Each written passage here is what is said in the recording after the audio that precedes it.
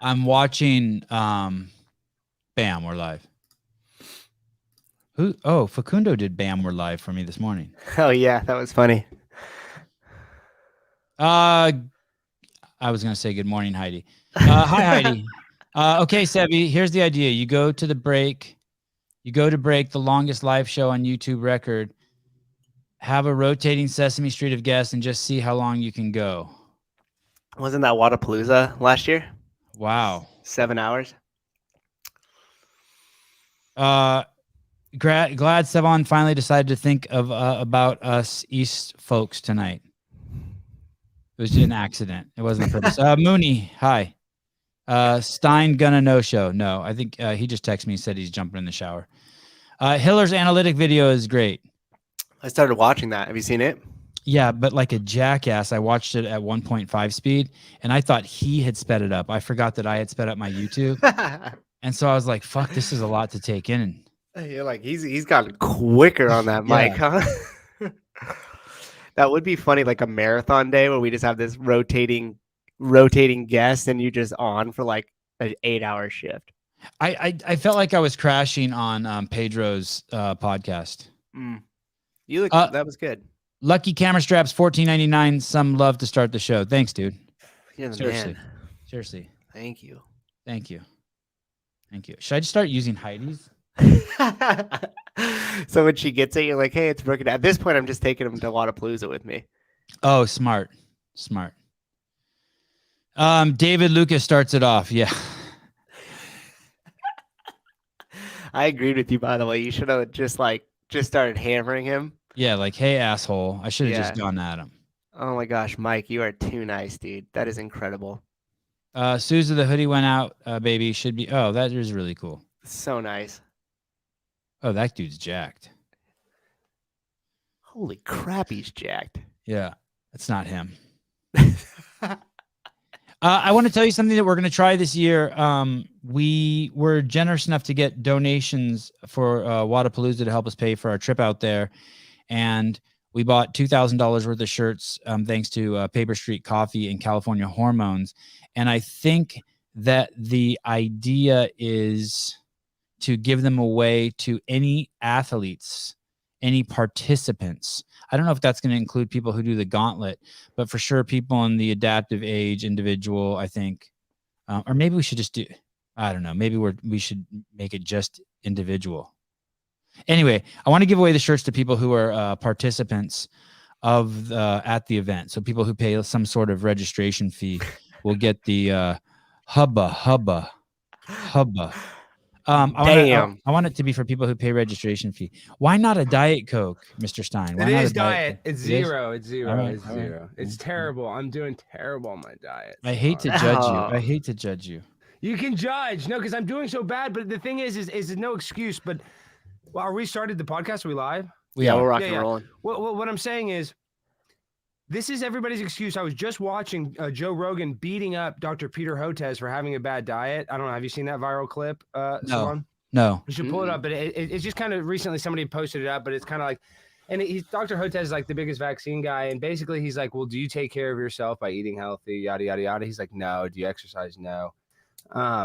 And so, gosh, I forget my point. Oh, this is my point is he's basically just calling him out for being a hypocrite, because he doesn't take care of his diet and, vaccines will heal everything. So you kind of need to be called out is my point. But that clip is really good. It's about a 4-minute clip. Did you see it on Instagram?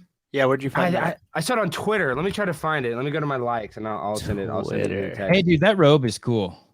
You guys like this? Yeah, I don't know. Yeah. I mean, I've had this for forever, but I just walked my dogs. I've been sweating, but dude, I've been so tired lately. This end of the year and this holiday stuff. How are you guys feeling? Isn't this kind of a weird? Do you feel good? It's kind of just a weird emotional time, the holiday season between Christmas and New Year's. Well, I will say this. I've been seeing your dad more and more in your social media, I feel like. And your dad, right? Dad? Yeah. I think he's in one video, but okay. I thought I saw him in a few. I put him in social. I put him in my Instagram, I guess. Yeah. And I like that. That makes me that makes me feel good. I just start having these delusional thoughts that, oh, this is awesome. Alex like bonding with his dad, and his dad's like probably proud of him and seeing how hard he's working. And there's nothing better. Wait, I have to cut you off. That's you like that content because I've been brainstorming. I was like, I need to shoot more content with my dad type stuff, and I only posted one video. He's in it for 10 seconds, and you like that. I'm saying that stuck out in your mind because I've been thinking it like I could just go film him and I having lunch or something once a week, and it would be a funny video, even if it's just a 30-minute deal. He's such a contrast to you. He's so sober.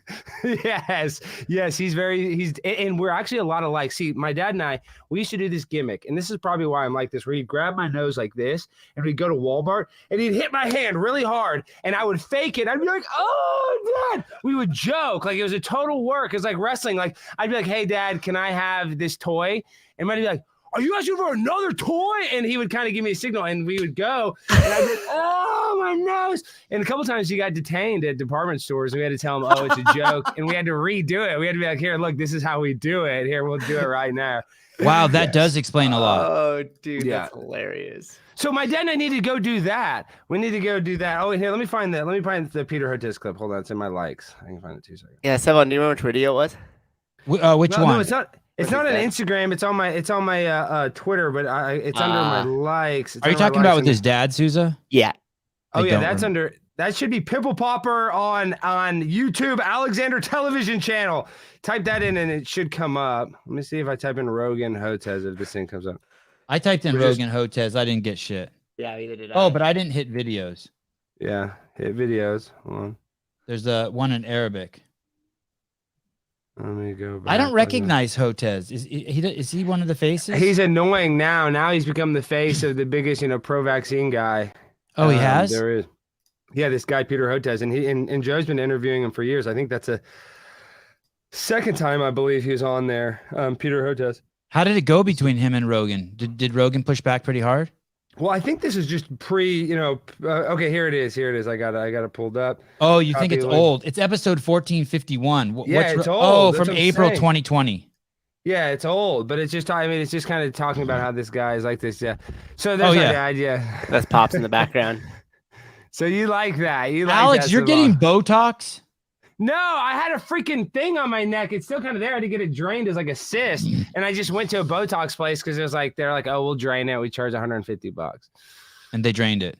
Yeah, but it didn't, not even that much stuff came out. They just cut a hole and then it healed and it's basically gone when it healed. But I had one of those on my hip, like on my belt line. I think it was from my waistband hitting it. I just took a pin and popped it.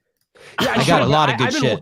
I've been wearing this weighted vest, and I just think it was like something from my weighted vest or something. I don't know. Who knows? I mean, I'm bulletproof vest? Are you wearing a bulletproof vest? No, I'm wearing a 20-pound weighted vest. I mean, I've been walking. I just haven't. Dude, this is my problem. I was talking about earlier, Dr. Hotez. This is my point. When Joe was really hammering him, and in the clip, he's like, oh, well, it's hard to stay healthy when you exercise. And then Joe was like, no. I mean, excuse me. He started to say healthy when you travel. And then Joe's like, no. Every time I travel, the first place I go is the gym. And I'm like, gosh, I got to adapt that mentality. That is the thinking. Like, that is why people listen to Joe Rogan content, because you hear him talking. I'm like, God, I can't be a pussy. I mean, Joe's right. Like, it's easy for me to be like, oh, I'm at the Hilton Garden Inn. I can just go to my hotel room and do nothing. It's like I should be. Just because I'm tired is not an excuse for me not to go do 45 minutes or an hour of exercise. Yeah, you'll feel so much better after traveling too. You go in there and get a little sweat in, a little pump, and you're like ready to go, dude. Exactly. But this is also my problem is I overeat. And then when I'm freaking on the road, I'm eating at the airport. I've just been traveling so much. That's no excuse. I mean, I listen to Joe. He's like, I eat right. But I'm just saying I hate it because all of a sudden I'm like, oh, I'm on the gay Peter Hotez side of this argument. I'm watching. I'm like, I'm Peter Hotez. No, if you gay people exercise. If you were on the gay side, you'd be buff. Nothing's wrong with gay. I don't mean that like that. I'm pro-gay. I'm just saying, you know what I mean? I mean, I'm on the not cool side of this argument. I'm on the not. I don't want to be on his. I want to be on Rogan's side, but whatever. So hey, I got it for you. I got it for you. Ready? Yeah. Yes.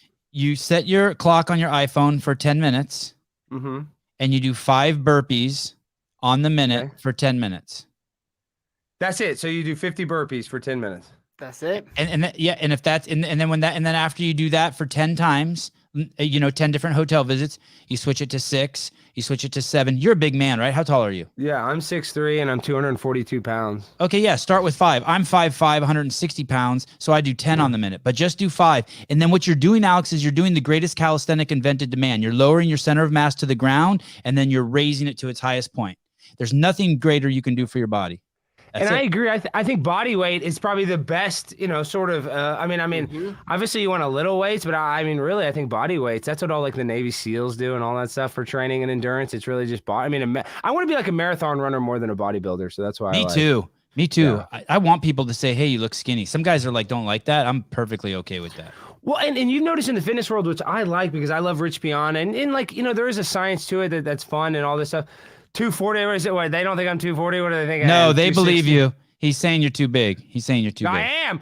Yeah, no, I am. I literally just weighed myself 242. I'm way too big. I need to be 205. I really need to be 195, but 205. I'm a 36 waist. I'm not in good shape right now, and it's just I have so many excuses. You look good. You look good. Okay, well I'll take that. But this is what I'm excited for, and I'm also a little stressed. I'm going on my first, quote unquote vacation. I'm not going to film any content or anything. I'm going to Vegas for the next 3 days. So that's gonna with my girlfriend. Shit. So that's what I want to know about. You have a girlfriend? Yeah, I'm dating a girl, and she just graduated from college. She's a 23-year-old TCU grad, and me being a 36-year-old man, it's really fun. I'll tell you. Hey, is it that blonde girl who's sitting behind you in one of the videos, like laughing? Yeah, yes. That's her? Yeah. Mm-hmm. Damn, you're an observer, Sevan. That's great. Hey, is that also? How, dude? You got an eye like a hawk. You are. And I'm just telling you, I think you created a whole new form of content by just you noticing my dad in that short content because you said something, and then 2 other friends of mine was like, "Oh, you need more content with your dad," and it's just because everybody. It'd be funny with you with your dad. It'd be funny with Matt with his dad. It's just there's something funny about people like with their family, but especially because my dad and I are lunatics, so that's why I might.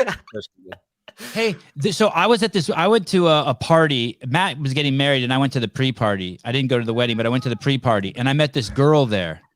And then like a month later, this girl, she lived in Texas, right? Matt, you tell the story. This is a crazy story. This involves you, Alex. Yeah, it does. It's kind of funny. So it's one of my This is in California, Santa Cruz, California, in the middle of nowhere. I meet this girl. Okay. It's my wife's one of her really good friends from college. And like what was it, like 2 weeks later, a week later after the wedding, I see her post a picture with you at an event out in Texas. And I go, oh. And so I end up messaging her and I'm like, hey, I'm a huge fan of Alex. We've had him on the podcast a bunch of times. And she goes, oh, really? Well, can you help me out here? And I go, well, I don't know. He's coming on again. Maybe we'll chat about it. And she got his phone number. She got Alex. Who is this girl? Is it Paris? Do I know this girl?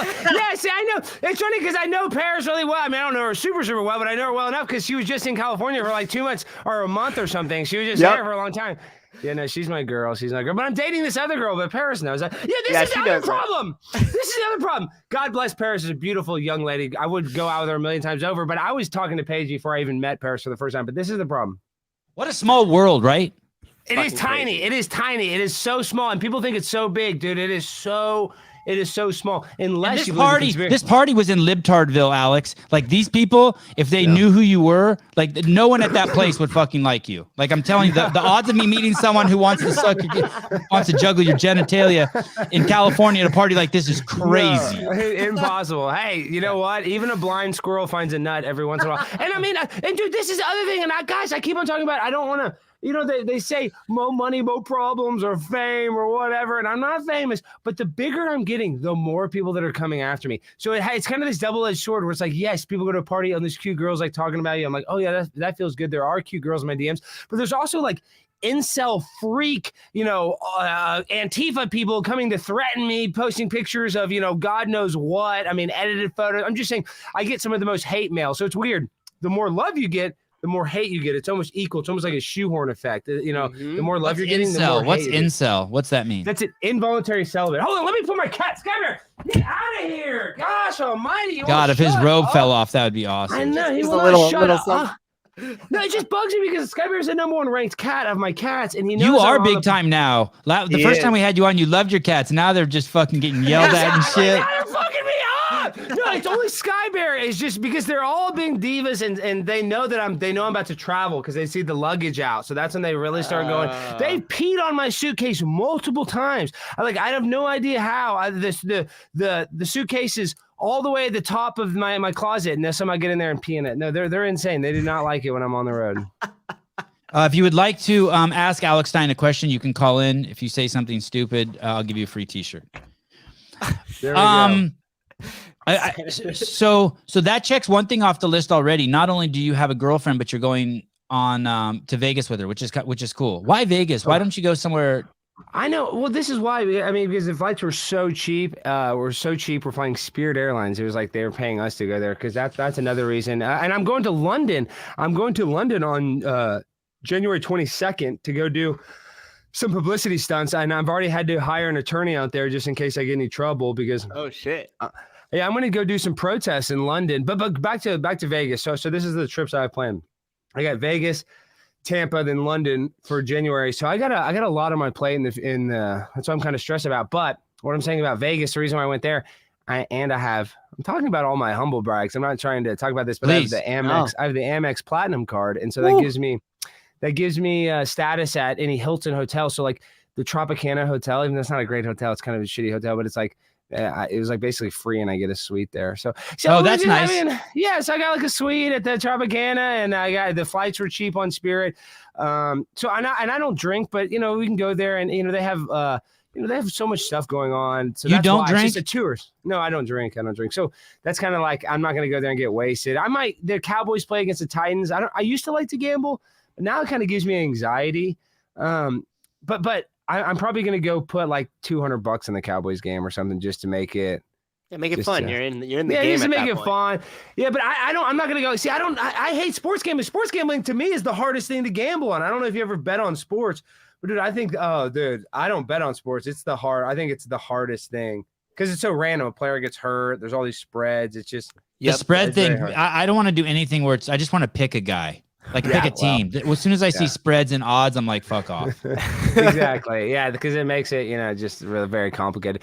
But so I don't plan to go to gamble. My point is I just plan to go eat. It's cold, so we're not going to be by the pool. And I had a viral video. You saw you teased how about my fight with Barstool. So it's funny. So a lot to go full circle with it, Vegas. What got me and Dave fighting was I went to Las Vegas for an event, this Geeks and Gamers event, like some YouTubers that have a really big channel. They did like a meet and greet. So I went there because I'd gone on their show a few times and it was just, fun.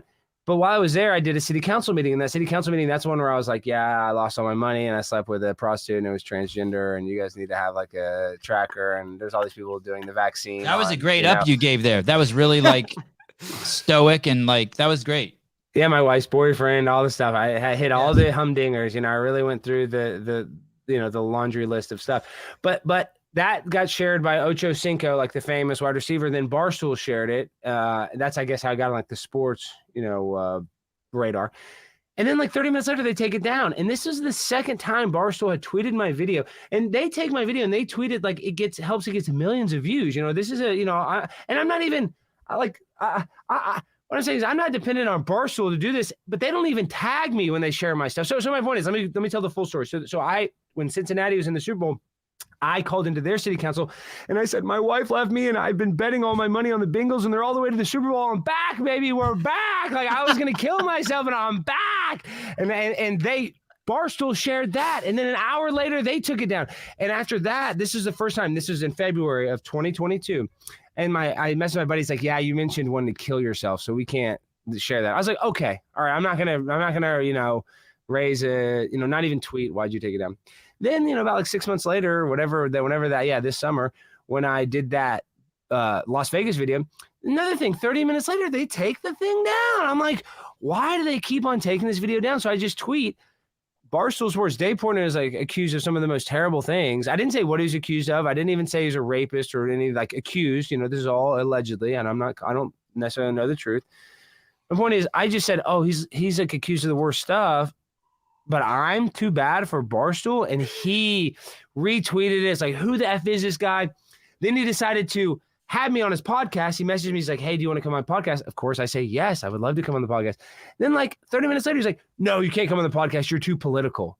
It's like, what? Dude, you talk about all kinds of politics. You go on Tucker Hey, was Carlson that public, the exchange where he invited you on the podcast? Yes, he shared it. We shared all this. This is all on Twitter. I can pull it up. There's videos of it. You can go to my latest Barstool video on my YouTube, and the messages are on that video screenshots as well. But I'm saying that all these have been leaked or, whatever, and him inviting me on. And he publicly admitted that he invited me on and uninvited me because I was too political. Do you think he's getting advised? Do you think he's getting advised, or do you think that he just has yes men around him and he just goes full throttle? Well, maybe with that one, I'm sure he's like, hey, let me have Alex Stein on. He's probably like, oh, I'm going to bury this kid or whatever he thought to have him on his podcast. And then somebody at Barstool was probably like, no, this guy's insane. Like, you might not want to go with him. He's like a kamikaze bomber. I'm just guessing that's what happened. Because like Dave obviously is quick. I'm quick, but I'm going to go in there and act a fool. They don't know how I'm going to act. And that's what makes somebody most scared is the unpredictability of me or the guest. For people who are watching who didn't follow the story, Alex basically was played a character in front of the city council, and he told the city council that their city that's full of basically evil and gambling has brought him down and ruined his life. And Barstool Sports is either owned or sponsored by a huge like offshore gambling company. And so what they thought is that and that's all Dave had to say. Hey, Alex, I love you, but it has nothing to do with you. Come up with some other bits. We'll repost them. But, it's not cool for our business to make fun of gamblers because most of the people who probably follow us that your story's too close to home. So they pulled it down, and then Alex played it perfectly. But here's what gets really weird. Dan Crenshaw retweeted it. Yeah, you and Dave Portnoy are in a street fight, just throwing blows, and Dan Crenshaw steps out there to get some blows on you. I'm like, what the fuck? Dan Crenshaw, a sitting congressman, is like, how can I fuck with Alex Stein in Dallas? Tag me, dude. There's this guy on the internet, Ethan Ralph. He's saying all this stuff's a work and all of it's fake. I just want to say on the record, I swear to God, none of this is fake. But this is the thing. It's like, it's so unbelievable. If you would have told me a sitting congressman would be retweeting the owner of Barstool Sports wishing my demise, I would have said, no way, that will never happen. Reality is stranger than fiction. Hey, it's like Big Bird and the Cookie Monster were out in the street fighting, and fucking like Thomas Sowell fucking came to get in the fight too. It's like, dude, what are you doing? These guys are fucking like internet stars, and you're a fucking congressman. Like, chill the fuck out. It's because he wants to be young and relatable and hip, and a lot of politicians should. And so, Sevan, I'm running for school board in my local school district where I graduated from. I decided the filing date's January 18th, so I'm going to file to run for school board. Okay, here it is. Let's play this. This is with Dan Crenshaw. Mm-hmm. Who's trying to grab my thing? Look, you're too slow. He's too slow, Navy SEAL. It's funny, Dan, how you said I'm small, but I'm so much taller than you, Dan. I'm so much bigger than you. You're a little sad little boy. I'm the little one. Imagine me calling you out because you're a globalist.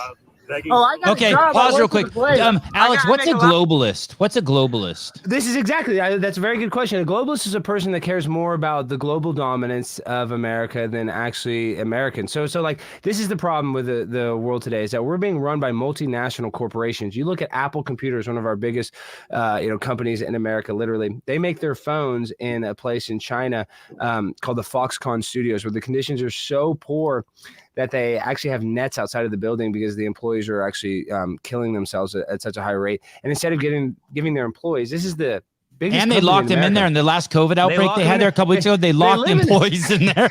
They sleep in there. They have to sleep in there. I'm saying, and that doesn't even go into the disgusting cobalt mining that China owns, that is literal modern day slave labor.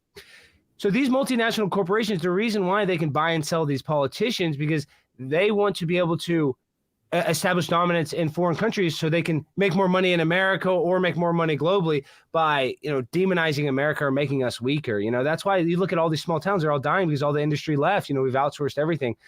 So that's the problem with the globalization and the politicians, that you would think that. Sevan, see, that sounds good. That's all the problem with progressiveness. We should be globally together. We should all be, friends. But it's literally, this is my tinfoil hat conspiracy. It's actually out of the Bible, and it's Genesis chapter 11, verse 9. And if you flip that, that's 9/11. That's just a weird coincidence. But in that's the story of the Tower of Babel. And in the Tower of Babel, there's a guy named Nimrod who's the Antichrist. And what he wants to do is he wants to build a kingdom to heaven, or build a big tower to heaven to go kill God. And then once, they got started, making some headway, God is like, this is not going to happen. So he made him speak, all 60 different languages, and they couldn't communicate, and they all went their separate ways. They couldn't build this tower. Basically, these evil people in the world, these people like Hillary Clinton, these people that, at the top of everything, the Catholic Church, the top of whatever, all of these, clandestine secret groups, right? They want to reverse engineer that. Sky Bear, shut up! God, that's fine. It's cool. It's cool. I feel like it's Matt. I feel like it's Matt pushing a sound effect that we don't actually have. I like that. I know. Yeah, I don't know why he's doing that. So what I'm saying is, in the Tower of Babel, everybody worked together to go kill God. So what they want to do is they want to reverse engineer that. They want us under one currency, one ruler, because that makes them stronger, and that ruler would technically be Satan. So it sounds evil. So the idea of globalization, it's just not good. It's just taking away American jobs. They've outsourced everything. That's why our country is so weak. We don't produce anything. And what made America strong was the Industrial Revolution. And tell me, what do we create? We create nothing. We're getting killed, in every facet look at this. This is a perfect example. The oil and gas industry. We have enough oil and gas reserves to power the entire world, yet they're taking us off fossil fuels because of climate change, making our country incredibly weak. Texas, where it's half of our industry is oil and gas. There's people in Midland, Texas, like landmen that work on these oil rigs that drive Ferraris, that drive like Bentleys, because it's such a lucrative business. And we have some of the biggest oil reserves in the world. And because of climate change, because the temperature could raise 0.5 degree in 300 years, we're going to take away all of those American jobs, all of that money from Americans. In order of social progressiveness, because we got to save some trees. And listen, I want to save trees, but that's not. I just saw in the last 10 years, there's 14% more vegetation on the planet than there was 10 years ago, and that is because of climate change, because of the increased CO2. Foliage is just off the charts. Yeah, so it's not good. What you're saying no, that's a good. That's a fucking good thing. Okay, there's 14% more vegetation. That's good. Vegetation, foliage on the planet because of the increase in CO2. Vegetation creates carbon dioxide, but that's what people don't realize is trees that creates CO2. Well, but they eat the CO2, right, and they give off oxygen. Yeah. No, I'm just saying. So that's a good thing. Of course, but it's just they're making America weaker in order to make other countries stronger, because they want us to be. It's like, dude, look at the battle in Ukraine right now. Basically, at the beginning of this whole entire war, all Russia and Ukraine had to agree on was that Ukraine would not join NATO, which is a direct threat to Russia, or at least they interpret NATO, the North Atlantic Treaty Organization, as a direct threat.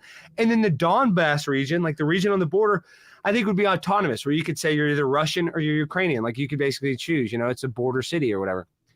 And because of this, because we control NATO and we don't want Ukraine to say we will not join NATO, we're over there fighting a proxy war, giving them $100 billion, killing Ukrainians, killing Russians. For what? For a pissing match because they might join NATO? It's all bullcrap. That's all globalization. We need to help out Americans. We have a homelessness problem that is disgusting. We had 200,000 drug overdose deaths from fentanyl.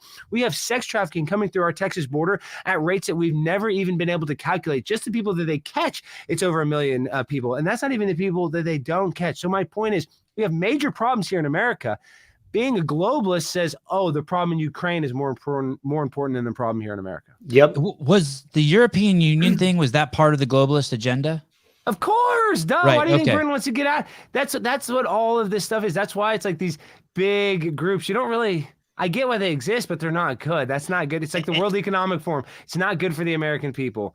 Communism, and this is the thing, that even when the Pilgrims first came over, they tried communism and socialism where everybody just shared, and it didn't work out. They ended up killing each other, using Indians to kill other people. So that I want to help people. We definitely need to help marginalized people. So I'm not like, we shouldn't have social services or something like that, but we cannot have this like socialistic, one world order is what these people want. And that's the direction we're heading. So that's sounds crazy, but that's what I'm fighting against, the globalization of America. I'm America first. I want to help American citizens.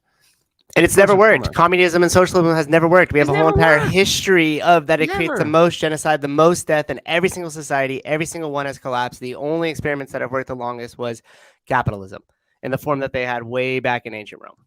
And listen, this is the thing they say, oh, I'm alt-right. But I believe I think we talked about this last time. We should have some sort of socialized medicine.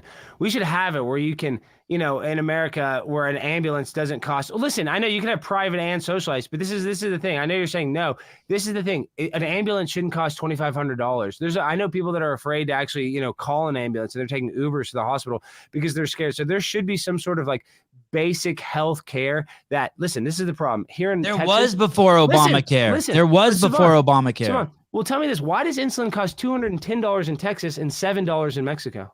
Yeah, right. Yeah, and here's the thing. None of it's healthcare. It's all sickness management. So the issue really, if we actually want to talk about how we could take the whole entire society as a total and make them healthier, we change the way that we regulate and process our foods. And we attack those companies first because the biggest thing that we're subsidizing is chronic disease. So if we could take 80% of our dollar back into the regular of managing people's health and away from just managing their sickness, then all of a sudden you would have a lot more abundance for it. It starts with the food. It doesn't start with healthcare. It's sick management. And this is my problem. Here's why I don't like socialized medicine. You ready? 86% of the people who go to the hospital, it's because of a poor lifestyle choice that they made. Yeah. Yes.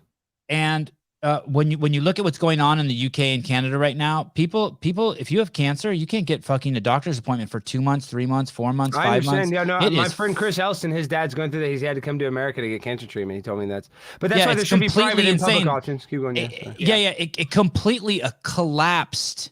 Mm-hmm. It's so funny. I had a guy in here the other day that was saying that that it was better what they had in Canada and the UK. I've talked to fucking 20 people in each country. They said it's absolutely horrible and terrifying what's going on there. Yeah, I mean, but this is the thing. The grass is always greener. They're going to be like, oh, well, ours sucks. This is my problem too. America's one of the only countries in the world where it's actually legal to advertise medication. In other countries, you're not even legally allowed to. Sevan's gonna have a heart attack. That's so funny. I keep drinking that. I got a water here. I'll start drinking my water. But my point is, America is one of the only countries in the world where you can actually advertise. And if you look at all these pharmaceuticals, you look at the SSRIs. Are you familiar with that term? Are you familiar with that term right there? The serotonin uptake rehab and whatever it's called. What is it? SSRI is serotonin sector. I don't know. I forget what it is. Well, it is SSRI stand for. I know what it is, but I can't. Someone said, does Alex's room smell like, I'm not allowed to say, that's the one word I'm not allowed to say on the show. Do you know are you familiar with that term? No, it kind of smells like cat. Yeah. Unani a little bit. It sounds kind of like a litter box a little bit. But this is my problem though. See, Sevan, so because we have a capitalistic drug system, these corporations want to give every single kid an antidepressant. And if you listen to any freaking antidepressant commercial, you hear the side effects. May cause suicidal tendencies, may cause, da-da-da-da-da. I mean, and just you look at the side effects are worse than the benefits of the medicine most of the time. And they give these medicine to people like that. I mean, just like that. And then these are the same people during COVID. If you called CVS, they wouldn't fill your ivermectin prescription, even if you got a doctor to prescribe it to you. Yeah. So you're like, what? Testosterone. You got to get on testosterone. It's the best antidepressant around. Testosterone. Well, and I think, and that's another thing, diet and exercise. And I'm not telling, I got my finger out like I'm telling you. This is the problem is that we do not treat mental health with diet and exercise. There is a time when you can be so depressed, but if you go and you exercise and you start getting in better shape, I'm just saying there is a time when I was really depressed. And then when I started exercising, the difference, it was only exercise, no drugs, no alcohol, no nothing. The switch in my mind, I was like, dude, this is the secret weapon. And that's why I exercise now. My diet's bad, but I've had that depression. Ever since I started regularly exercising, walking every single day, I've not had that depression and anxiety that I used to have about 4 or 5 years ago. What's that? That's 9/11. What do you listen to? Caller. Should be a caller. Hello, Sevan. Hi. Alex Stein, question. Dontarius, what's Dontarius's rate? Dontarius' rate to be with your wife? I mean, he's free. I mean, you have to buy him usually like he likes church. Wait. Catch me up. Is Dontarius the black guy that went with you to Dave Portnoy? That's my wife's boyfriend. Yes, Dontarius is my wife's boyfriend. I mean, he likes to chill. He's an actor, though. Let's be honest. He's an actor. He's not. But what was the rate? What did Dontarius take home from the gig? From taking him to Barstool? Yeah. You hired him, right? Yeah, I hired him. He's a TikTok actor. Yes, he's famous on TikTok. He's all over the internet. He has millions and millions of views. Yes. What did the man take home for working with Mr. Stein? With Primetime 99, it took him, about $500. Roughly. No shit. You tip him, or that was just the rate, $500. He did a hell of a job. He deserves. I mean, he deserves. Are you kidding me? It's an honor to do that with Alex Stein. He's $500. Are you fucking kidding me? Don Terry, Sevan, come on, Don Terry is running a charity. I mean, come on. He carried the whole thing. He was dude. And his name's Without Don Terry, it doesn't get the views it got. Let's be real. I agree, dude. He carried it. His big butt all over the Barstool logo, and then you just see his big ass inside their office. He was the best thing, and then you look at that, and you see his breasts are so large. They're C-cup breasts. Oh, yeah. No, he was the... I want to Google this guy. What's his last name? The guy was motorboating and got swallowed. Go to his Instagram. It's official IG bum on his Instagram, and that's where he's just had all of his accounts get taken down because he shows his butt, so we got to be careful showing his content on YouTube because his butt is always hanging out. But there's so want to make sure the man got what he deserved. He put on a performance. Oh shit! You don't want to see. I ended up on IG bum, and it's not. No, I know there's some other one. Yeah, it's official IG bum. Come on, you've got to have the most messed up algorithm on Instagram. Oh, they definitely think I love cock for sure. Oh my god! You and me both, my guy. Yeah, so Don Terry he was the real MVP of the whole entire confrontation. IG bum is intense, Sevan. I just found that one you just clicked. Yeah, that wasn't cool. That's not it. I haven't seen that. See, I don't know what the other one is. What is it? Porn? What is it? It's just a bunch of hot dudes just with fucking their asses out. It's a gentleman's Instagram. But his other thing doesn't pop up. Like all of his pictures pop up, but his Instagram doesn't pop up. Probably because it's being suppressed. Hey, join the show. It's been a pleasure, gentlemen. Yes, thanks for calling. Thank you, caller. I apprteappreciate it. Yeah, no, Don Terry, he's MVP. What, do you have his page? Did you find it? No. So since we went down that banned. Here, I'll text you. Sorry, he's shadow banned. So you have to type it in all the way. It's so hard to find it. So Alex, you put this skit together, but it's got to be really ad lib too, right? Like you and Don Terry skit together, and you're going to go in there. How much prep do you do to do that? And then what if they get violent? Well, they did get violent with you. Do you guys have a plan for that? Yes, we did. We even talked about it the whole entire time. And listen, I do this at all the things here. I'm sitting at. If somebody gets violent with me, I just have to laugh in their face. And I told them, and I went with my other buddy Cecil, who's like an online content creator. We all went together. We were at my hotel. I was at the Fairfield Inn. It was actually pretty nice. And are you pulling up both? He sent us both, by the way. He sent us the Twitter with Hoetz so we can see that. And I have that. I have that on cue. Okay, go ahead, Alex. So we sat for like an hour in the lobby of my hotel, and they're like, and it's a small little lobby because it's like a New York hotel, so the front desk could see us, but we're just sitting there, and he's in his full clothes, and we're just going over it, kind of like he's down to do whatever, and I'm like, dude, this is gonna be the most viral stunt if we can just go in there and act a fool. He's like, well, what do I have to act like? I was like, dude, you're gonna be my wife's boyfriend. And you just need to say, where's Dave? Where's Dave? So the idea of it is, listen, I brought my wife's boyfriend. And this is why, because the reason why I brought the actor is like, oh, if they think I really did it, now you know it's a gimmick. Now you know it's like a joke because I'm not really trying to threaten them or beat them up. But my point is, I was like, but let's be scary. Not scary, but let's just act like you're there to see Dave. So you just the whole time, all you need to be like is, where's Dave? Where's Dave? And he did a great job. And I just, we sat for an hour and we were like, dude, if they hit us, they're going to hit us. Do not fight back. And the best part of the video is when the girls start clapping like this, they start like low clapping. And after it, I was like, Esty, his name's Esteban Romero. I was like, you got out of there so fast. He's like, as soon as I heard those girls clapping like that, I got bad experiences. I got PTSD. Too many girls. When girls start clapping like that, they're going to start punching. And that's exactly what happened. Yeah. He's like, when black girls go like that, he's like, I've been around them all my life. And he goes, I got out of there. He was like, you were going to get beat up by those two girls. And that's exactly what happened. Yeah, they who were those people? How are those people those are outdoor people. There's outdoor cats and indoor cats. Those were outdoor people. What the fuck? He has people like that working at his place. Yes, can you imagine that? And that's what made the video so good. If they wouldn't have beat me up, they would have smacked me around, knocking my hat. And it was great. It was kind of like, it's kind of out of like a movie or something. All of a sudden, I would have expected them, I get it, they push us out of the office. And that's what I said. Like, I kind of expected them to drag us out The of the white guy was cool. I understood his bit. The guy who's all juiced up up on like he's all red from steroids and shit. But what I'm saying is, this is the thing is, once they got us out of the door, I figured, oh, the conflict would be over. But the glass door, they came back out to start more drama. I couldn't even get in, so they came out to start the beef. Like this Tico girl's on the other side of the glass. She came out of the other side of the door to start the drama was over. Then they came and reignited it by meeting me in the public hallway. So it's just, it couldn't have worked out better for the content. It was just a funny, quick video. And that's the content people like, you know, this quick content that is ridiculous and real. Like this is reality TV. When you have him and his butt naked in the office, it's just, you know. This is nuts.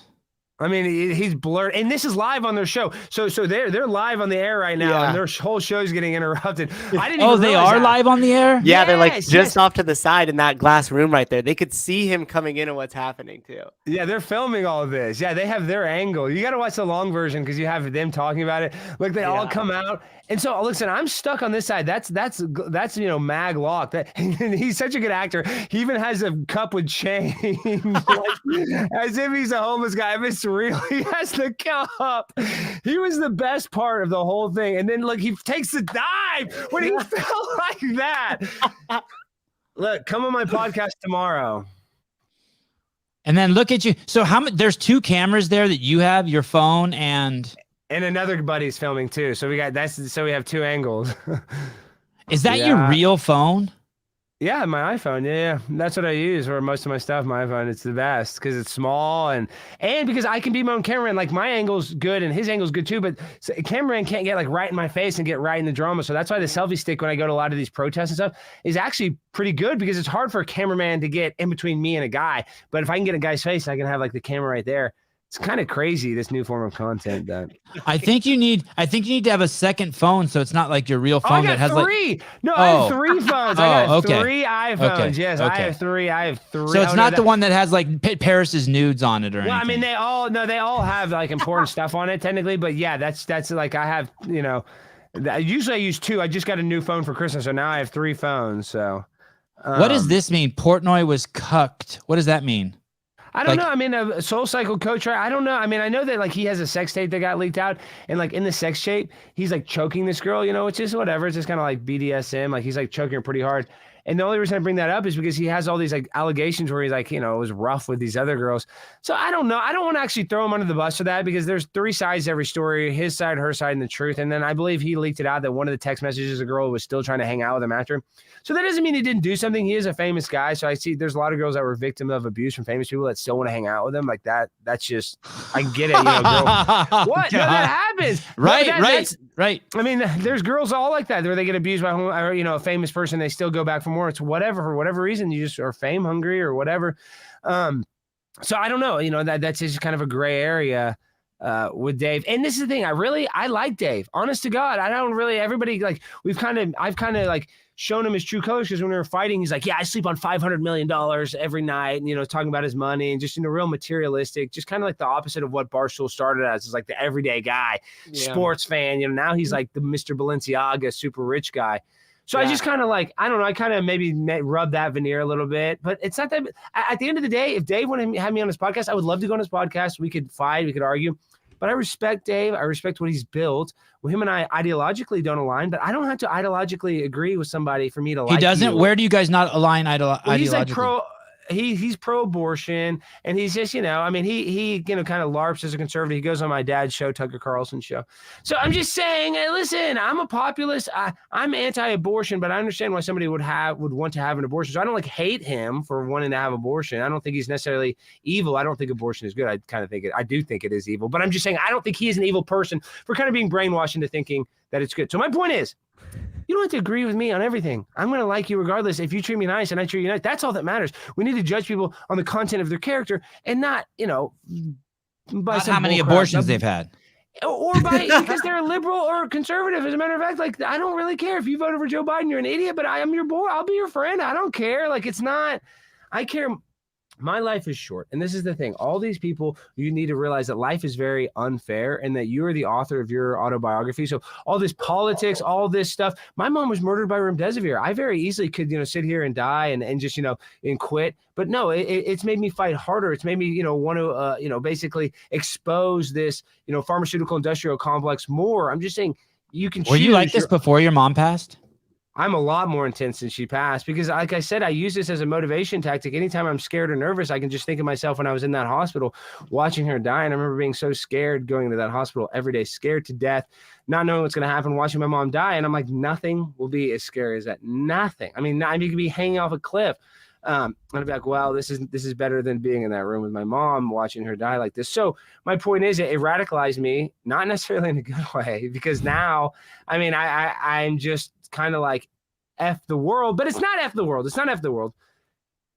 The world is a good place, but I'm kind of scorched earth, I guess. I don't care about the opinions of strangers, and it's just kind of made me even more passionate about, you know, going out there and exposing a lot of this drama, because my mom was my biggest fan. My mom was my biggest fan, and she passed away right before I blew up. So my mom never saw me on The Blaze. My mom never saw me on Tucker Carlson.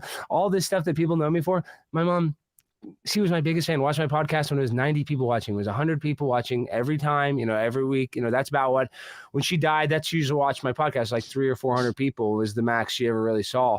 And now, I mean, I'm quote unquote a right-wing troll. I have a Wikipedia. I'm just a totally different person than when she died.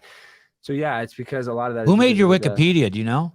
Oh, I don't know. Some crazy person. It's always, if you go, I watch a video of a guy there's all these people too. Ever since I got bigger, this I'm talking about. Now there's this whole ecosystem of people making content about me. Some it's love content, some it's hate content. I hate Alex Stein. He's the worst guy. That's what I didn't realize. I used to watch this, and I know you have, you know, fitness viewers that are on here. They're probably familiar, but there's a girl named Amber Lynn Reed. Have you ever heard of Amber Lynn Reed? You have, Matt? Well, she has a big YouTube. She's a mukbanger. And like here it says, what's that mean? What's that mean? God, what's a mukbanger? Shitload of food in front of her. Like she eats all this food, yes. And so she actually started off as like a weight loss channel, but she's gained 200 pounds since she started the weight loss channel, and she's like 600 pounds. Oh shit! He's pulling her up, Amber Lynn Reed. So what I'm saying is, if you pull her page up, she only has like a few 100,000 subscribers or something, and she's great. Like you can only watch that content for so long, because it's like you watch her highlight clips of her being hypocritical because she's 600 pounds. She's like, this is what I'm doing to lose weight. I'm eating cream cheese and whatever, and it makes you laugh because it's so absurd. Like this 600-pound woman, you know, you got to type in, don't even go to her channel, go to the best of clips. You got to go to like, type in Amber Lynn Reed giving fitness advice. Type in Amber Lynn Reed giving fitness advice. Those are like the best videos. So my point is, there's a whole ecosystem of people that just react to her content that have more viewers than her own content. Wow. Yes, they make more money and they get more in super chats just reacting to her content. And then there's another person called Stuttering John who was on the Howard Stern show. Now there's all these people that just react to his content. So he's still alive. That guy's still alive. Yeah, he's actually not doing great. He's kind of a bad alcoholic now. But my point is that I didn't realize that once you get bigger, then there's ecosystems of content creators that just make content about you all the time. And so it's just funny. Here's one of her killer workout routines, but just any of her stuff, dude. And she was actually 200 pounds lighter when she started her YouTube. Go to Amber Lynn giving legit health advice. Just go to that. Click that. I don't know about that. I know, but watch it for the folks. They'll love the fitness crowd. Will love this if you're into fitness. And they are. She's into fitness, and you know that's another thing is, you know, a 600-pound person. You know, they read all day about diet and exercise and all that stuff. It's just you can know exactly not to eat carbohydrates or not to eat after this or blah blah blah blah blah. But it's all about willpower. It's not about knowledge. I mean, you can have all the knowledge, and if you don't have any willpower, that's the problem. Wow. And she's killing it on YouTube. Listen to her. Well, she's not really. The people that react to her content are. Oh, she's on the same diet as the Alex Stein diet. Yeah, she's on the Alex Stein diet. Her and I are same. We're skinny legends. White rice with a bunch of vegetables and beans and quinoa. It ain't gonna hurt you. That's healthy. But she even admits that she would make content where she'd like eat like quinoa or something, and then she would just order Uber Eats, you know, off camera. Yeah. She just Uber Eats McDonald's. She like slides that shit away, and the bag of McDonald's shows up, and it's like, okay, now we get down to business.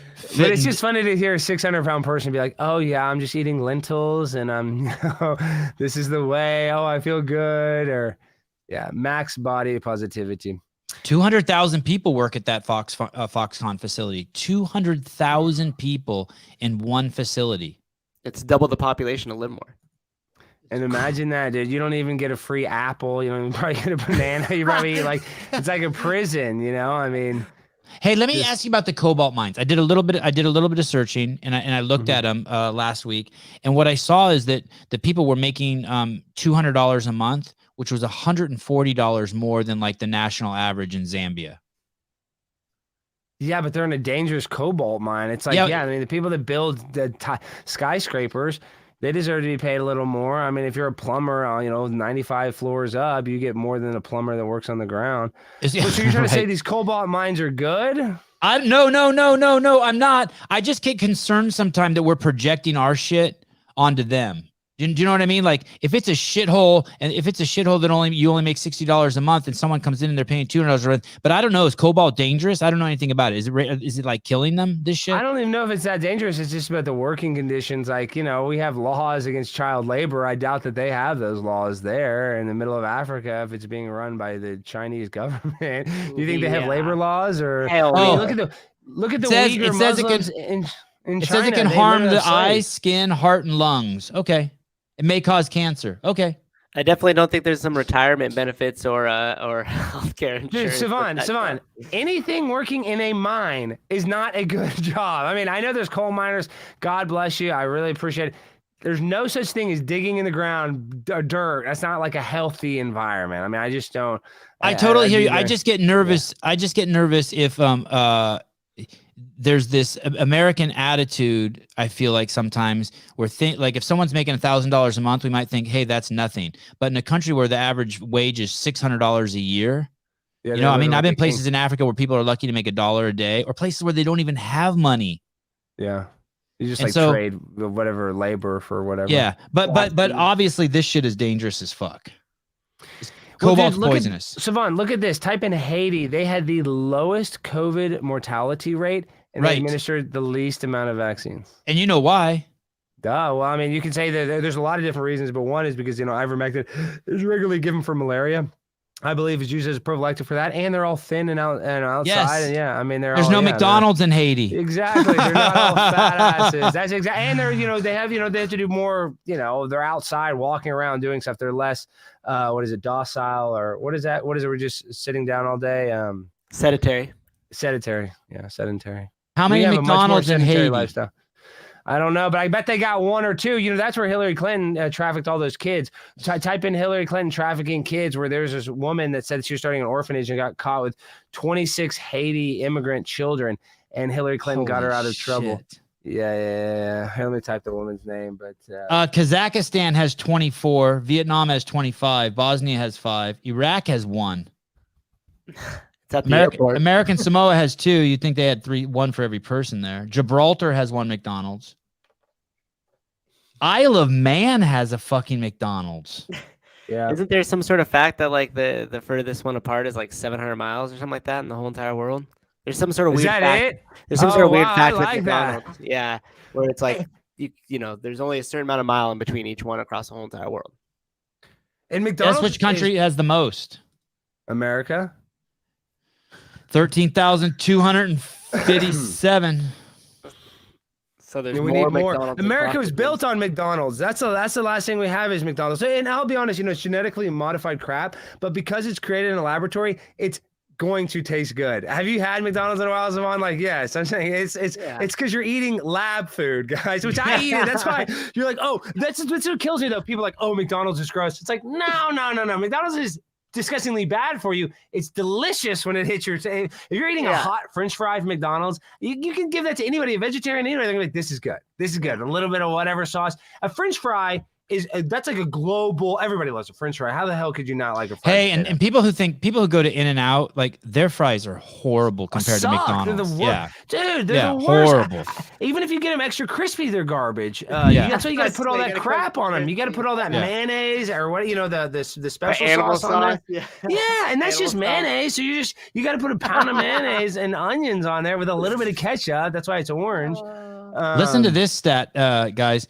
There's 1 McDonald's for every 25,132 people in the United States. There you go. It's funny too because McDonald's is actually a real estate.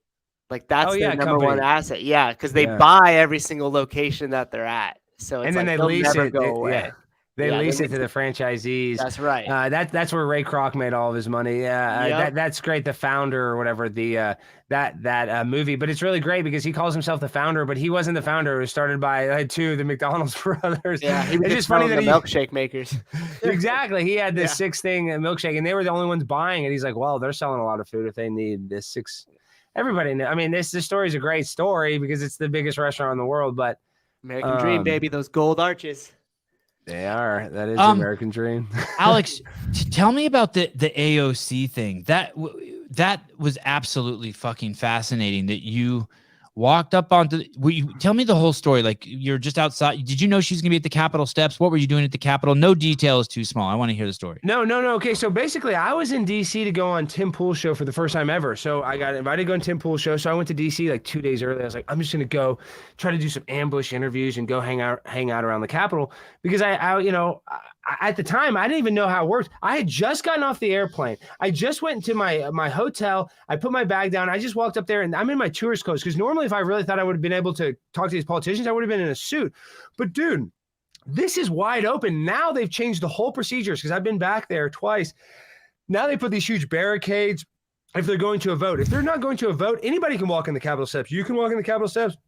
People jogging on their daily exercise, they make the Capitol on their route because it's cool. So anybody can go on those steps, and you see that little, like that rope. I can't walk past that rope, but now they put barricades. What rope? I don't see. Keep playing the video. You'll see a little gold rope, and there's a little security guard sitting there. So like, you'll see. Oh, look, her handler was going to try to stop her. Yeah. I know. But she does look good in that dress, though. Look at that dress, dude. Can't deny that. No, and then see that rope right there. I know you can tell that guy. There's a cop right there. So there's a rope. So I can't go now. I can't. That's as far up as I can go. And then, so I was just sitting on the steps, and I also got Adam Kinzinger. I got a bunch of politicians that day. Jamal Bowman. It was just totally random luck. It was totally random. And there's even people on the internet that say, oh, that I fake this and that me and AOC are doing a pro wrestling and that we're doing a work. It's like, why did she come up to you? What's funny is in her video, she says you accosted her. She came to you. I know. She says that I said big, juicy ass, all this stuff. I didn't even say that. I said, you're my favorite big booty Latina. You're hot like a tamale. And I was being nice, but I was like, even though you want to kill babies, you're still beautiful. Because this is what she says. She says that everybody sexualizes her, and that's why they don't like her, because they want to date her. So right. I was like, the first time I see her, I'm gonna hit on her and act like I want to date her, just to give her. This is the thing. And my traps don't always work. The best thing is when you get a camera and somebody's in your face, just walk away. That's what a lot of other politicians do. Like I caught Eric Swalwell, and he's a guy that was amazing. But he kind of even smirked. He kind of gave his poker face. He smirked, but he just kept his head down. If he would have interacted with me at all, it would have been so much better. So that's why I was like, oh, it sucks he didn't interact. But AOC didn't just interact. She went and proceeded to make videos reacting to it after. That's why she made the whole thing blow up. It wouldn't have even blown up if it wasn't for AOC reacting to it. And that's the same thing with Dan Crenshaw. The reason why that blew up too is not just my video, but then he clipped it where I said, oh, your service was wasted, which I did say that because they didn't find weapons of mass destruction. I was like, I said I respect the veterans, but I don't, you guys fought a war for bankers. And he got clipped as like, Alex is anti-military. And then all these military guys like, no, I agree with Alex. Like, we were doing this for globalists and bankers. So it's just funny when they react like that, they give it, it's like they give it way more, pomp and circumstance and razzle dazzle. And so that was it. That was the short interaction that just exploded and went everywhere. I mean, Tucker showed that and everything. Yeah, it went everywhere because she, like I said, she went and proceeded to make like 13 Instagram stories. And you got to say, in one of these videos, there's a reverse where she's on the Capitol steps, like, this is the evil guy. And she shows me and I'm like waving. There's just, she made So did she come back out and you were still there? She was like on the top of the Capitol steps. As soon as it happened, even her staffer, after it happened, her staffer came and like took this picture right in my face. And I'm like smiling and I hand her a card. I'm like, I'm Alex Stein. I work for the Blaze, if you're wondering who I am. And she like doesn't say anything. And then AOC tweets a picture like, if you see this guy in the Capitol steps, do not engage with him. He called me, whatever, big booty Latina or something. And then like she progressively found out who I was, and I was like a right-wing troll. And then I'd gone after Crenshaw and these other people. And she was like, oh, and then she proceeded. She was so frustrated with it after she went in and voted because she was walking to a vote. She came out like 3 hours later or whatever in the middle of the night. It was like 11 p.m. and came out and proceeded to throw the Capitol Police under the bus, saying they didn't do anything to stop me from talking to her and that they basically let the rioters in on January 6th. Well, Well, of course. I mean, that was terrible what happened, but I mean, they didn't open those mag lock windows and those doors themselves. But listen, we're not here to talk about that because there's only so much stuff we can say about that, probably legally. But she proceeded to throw them under the bus, creating a whole new conspiracy theory. All because I called her a big booty Latina. It's insane. Did that just come out of your mouth? Did you plan? You didn't plan that. I planned on that. I had said, I was like talking to my friend Sarah Gonzalez. I was like, oh, I'm going to call her big booty Latina, Latina, just because it was going to be funny. Because I wanted to sexualize her. Listen, they're like, oh, you sexually harassed her. First of all, it's a joke, but I get why you not say it's a joke. I grew up listening to Howard Stern asking every celebrity I ever met, hey, do you do anal? So that's where I learned. That's why I think, and that's why they say, oh, Howard, you're some great interviewer because he asks them like these, offensive questions. I didn't do that here, but that's kind of the mindset of this. It's like, oh, I'm going to be kind of sexual to a congresswoman, to a woman who's serious, that nobody ever goes up to a congresswoman and says, hey, you have a nice butt. Nobody ever does that. And it's a stupid thing to do. But I don't know, dude. Let's be also honest. Like, whether it's right or not, I mean, she's wearing a dress where you can see every curve of her body, and 51% of the men who have a heartbeat are like, wow, that like they're seeing her tits and her ass and her beautiful hair, and it's like, come on, like, let's just not lie.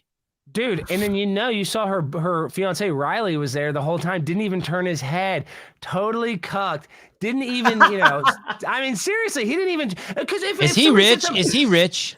I don't know. I think he actually works for her campaign or something. I mean, he's probably not destitute or something. He probably comes from I don't know his background. He's not a tech guy. He's not a tech guy with fucking 100 million in the bank. No, because I think she had some sort of financial stuff. So I don't think he might be a millionaire type guy, but I don't know. I don't know his backstory. I've heard some pretty crazy shit that she's a pawn of some tech. There's like 3 tech guys who fund her shit, some Indian guy, and he writes everything. Dude, I don't know who it is, but all of these politicians have some handler or somebody that's getting them money or getting them fundraising, because once you get in power, you have to continue to fundraise. That's why it's a literal swamp. So if somebody's giving you money for influence, people listen, this is how you know it's all rigged.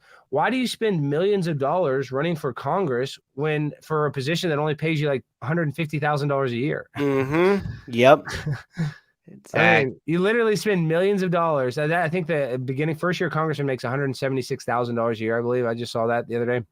So you spend millions of dollars for a job that pays you $176,000. Yeah.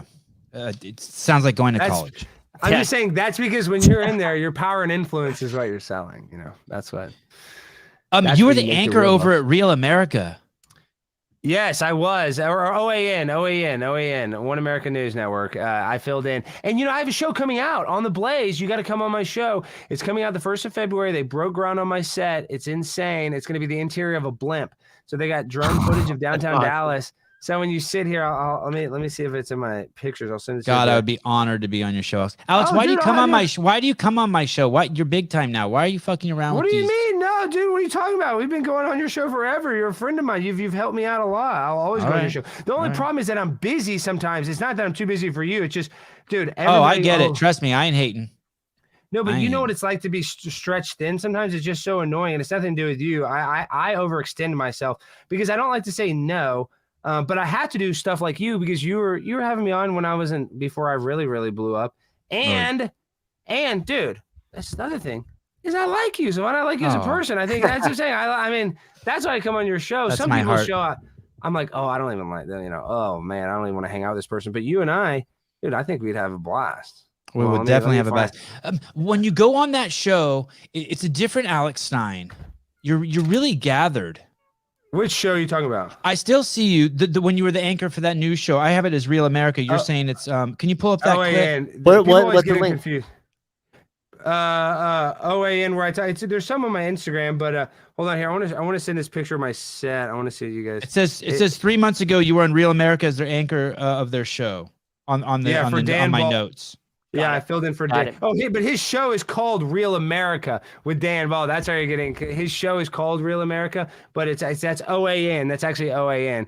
So I filled in for him. Yeah, and I had some viral clips just from that 1 week where I made the Queen died that week, and I was like, yeah, she's a lizard. Just kidding, and I was joking. I was like, R.I.P.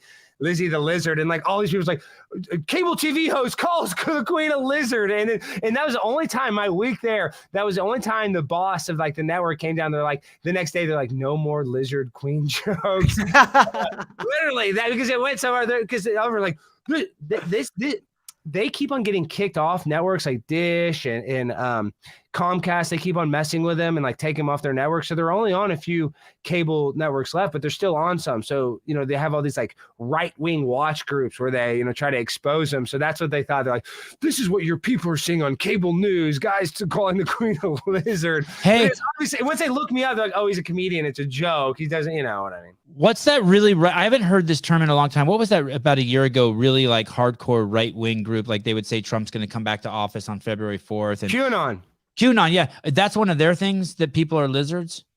No, like no. There's lizards among us? The lizard thing is actually, let me now let's go to my tinfoil hat. The lizard thing, there's probably like a little lizard in all of us. There's kind of like a lizard brain, but this is where, I mean, I'm just saying like we have kind of there's like a lizard part of our, kind of a reptilian part of our brain, but this is where it comes from. It comes from a guy, David Icke, out of the UK. He kind of created this theory. It's like there's like these royal bloodlines, and somehow they go so far back that they're like, you know, lizards. I know it sounds insane. I don't necessarily believe it, but I don't necessarily. I've had some people on the show who do the lizard thing. Well, I'm saying I wouldn't be surprised if there is somebody that could take over a human body. I don't know, why do all these people live to 100 years old? All these old women. I'm not saying they're really lizards. I don't really think that, but maybe they are drinking the blood of children. Maybe they're. I don't know what's going on, but something's going on. That's all I'm saying. I don't know. You're getting soft. You're getting soft as you go mainstream. I sense it. You're like, I had to be a little. I had to be, and people are like, oh, Alex, you're a sellout. Duh, I had to sell. Has anyone said that? You haven't sold out yet. Well, I'm still kind of controversial, but dude, I don't talk about a lot of topics that I should be talking about. All right. Only because it's you know, and I'm not afraid to say anything. I will say anything. There's topics that I'm very passionate about that I don't really like to, you know, extrapolate, because some people are like, oh, that's too far. Is the Earth round, Alex? Is the Earth round? Well, you know, that's what I'm saying. You know, I'm a geocentrist. So I don't necessarily know the shape of the Earth, but I do believe the sun, moon, and stars rotate around the Earth. Yeah, I know. That sounds, and people are like, oh, you're an idiot. You're so dumb. But, you know, Einstein even said we couldn't tell if we're stationary and everything is moving, or everything is moving and we're stationary in relativity to it. So listen, I don't know. But that's like another. I don't. Here's the thing. I'd say 99% of those people who say that it's dumb to think the Earth is flat have never looked into it. That's the problem. Right. Like they couldn't even defend they would say some shit that they learned in the 3rd grade, and since then they haven't looked back. And it's like, really? This is the only thing I'm going to say about it. Yeah. This is the Earth. Do you guys know how big the Earth is around the equator, supposedly? 24,000.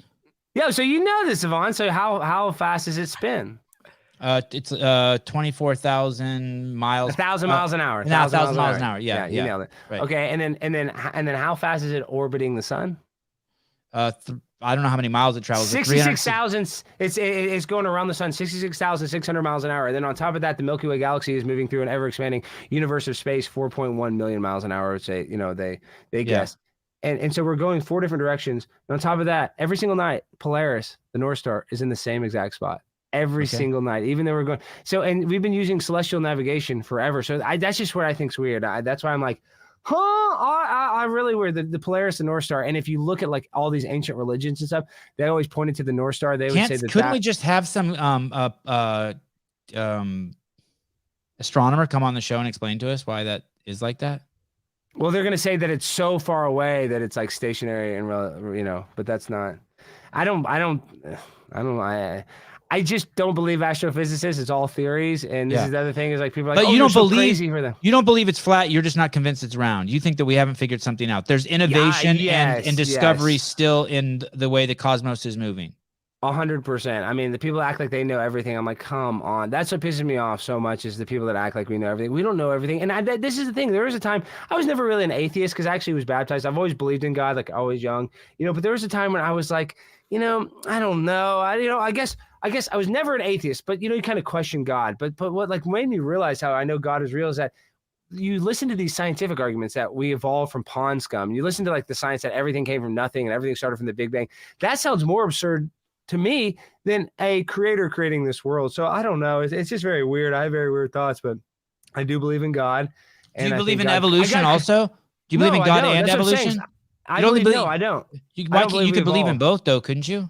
There are some people that do, but I don't believe. I think we were created. I swear. I know that sounds insane, but I just don't think I evolved from ponds. I don't think nothing, and then a trillion years, I'm here with a cat. I just don't think that. And that's like, I'm fair. I'm cool. I'm fine. I'm open to it all. Abiogenesis is what started everything. Is that just, some lightning hit like a pond full of chemicals and then 2 cells split and everything with that. Like, you're just telling me that like a lizard came out of the water and then became a man. So that sounds more like a fairy tale than a lot of crap I hear. So I don't know. I actually believe there was giants too. So I believe there was giants that were here on Earth. They talk about that in the Bible, Nephilim.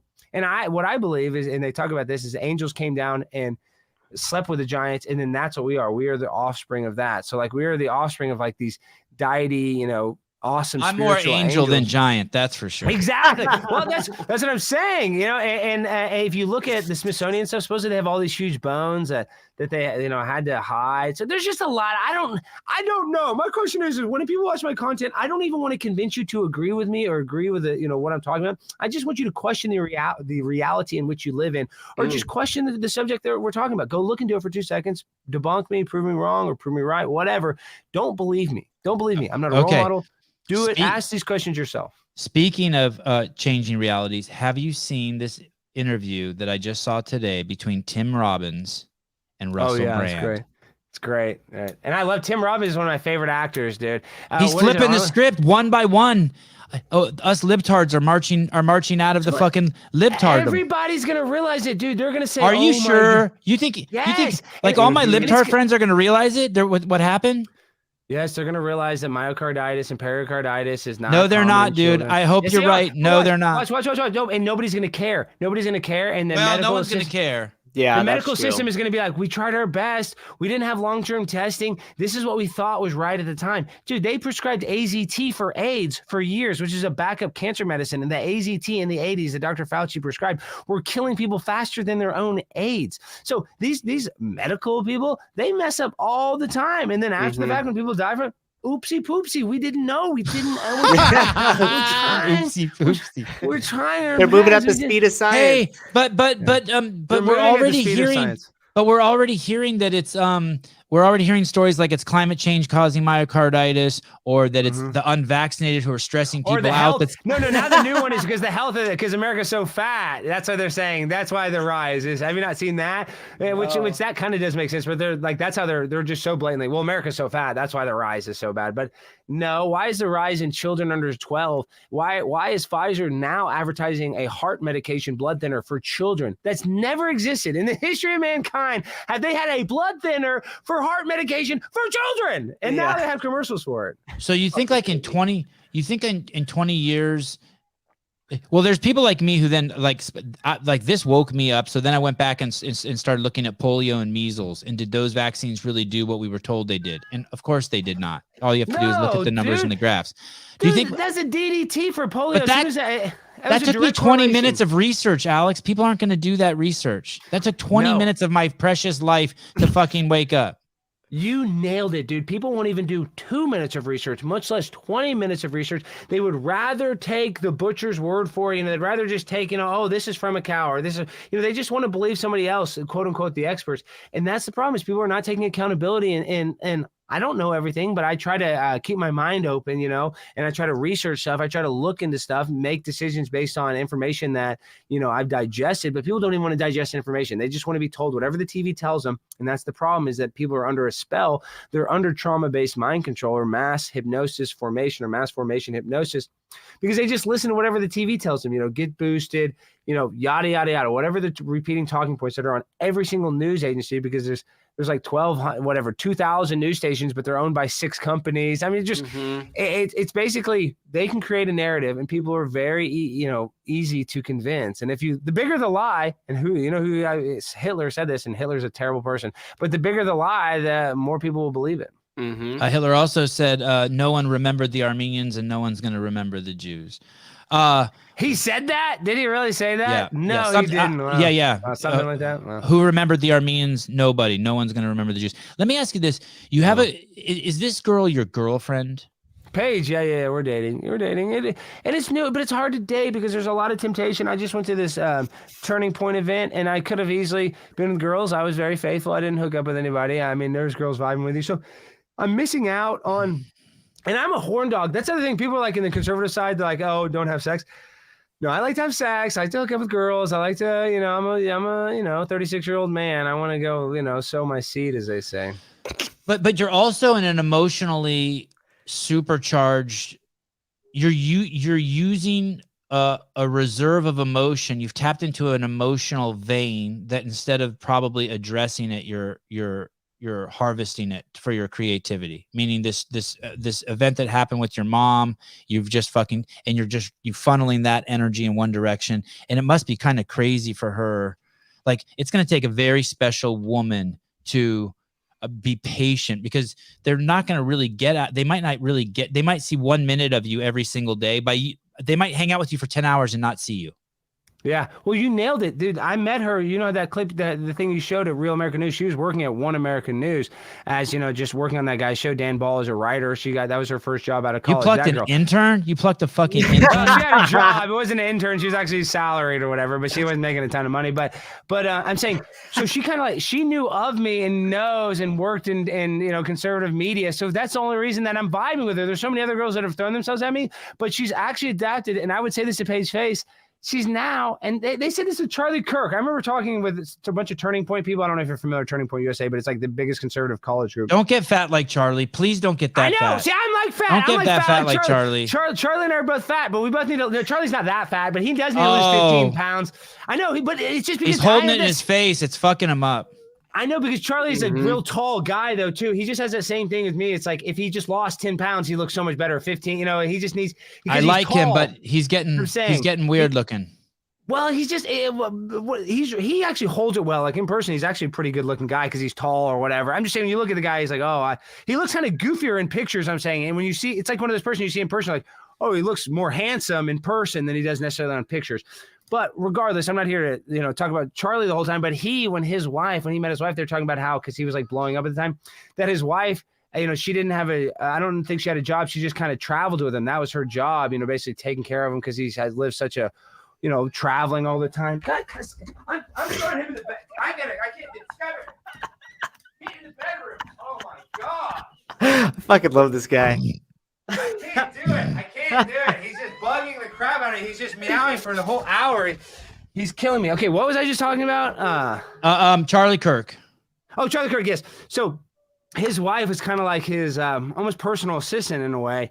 And that's kind of what Paige is she's kind of also my girlfriend and my personal assistant. So I don't know if that's a good thing, bad thing. I don't know. But she's down for the cause. Some girls. The thing is, you're an eagle that soars very high, and anyone who thinks they're going to, and people like you for that. And so if someone tries to catch you and put you in a cage, all the qualities that they like about you are going to be gone. And so that's this trick.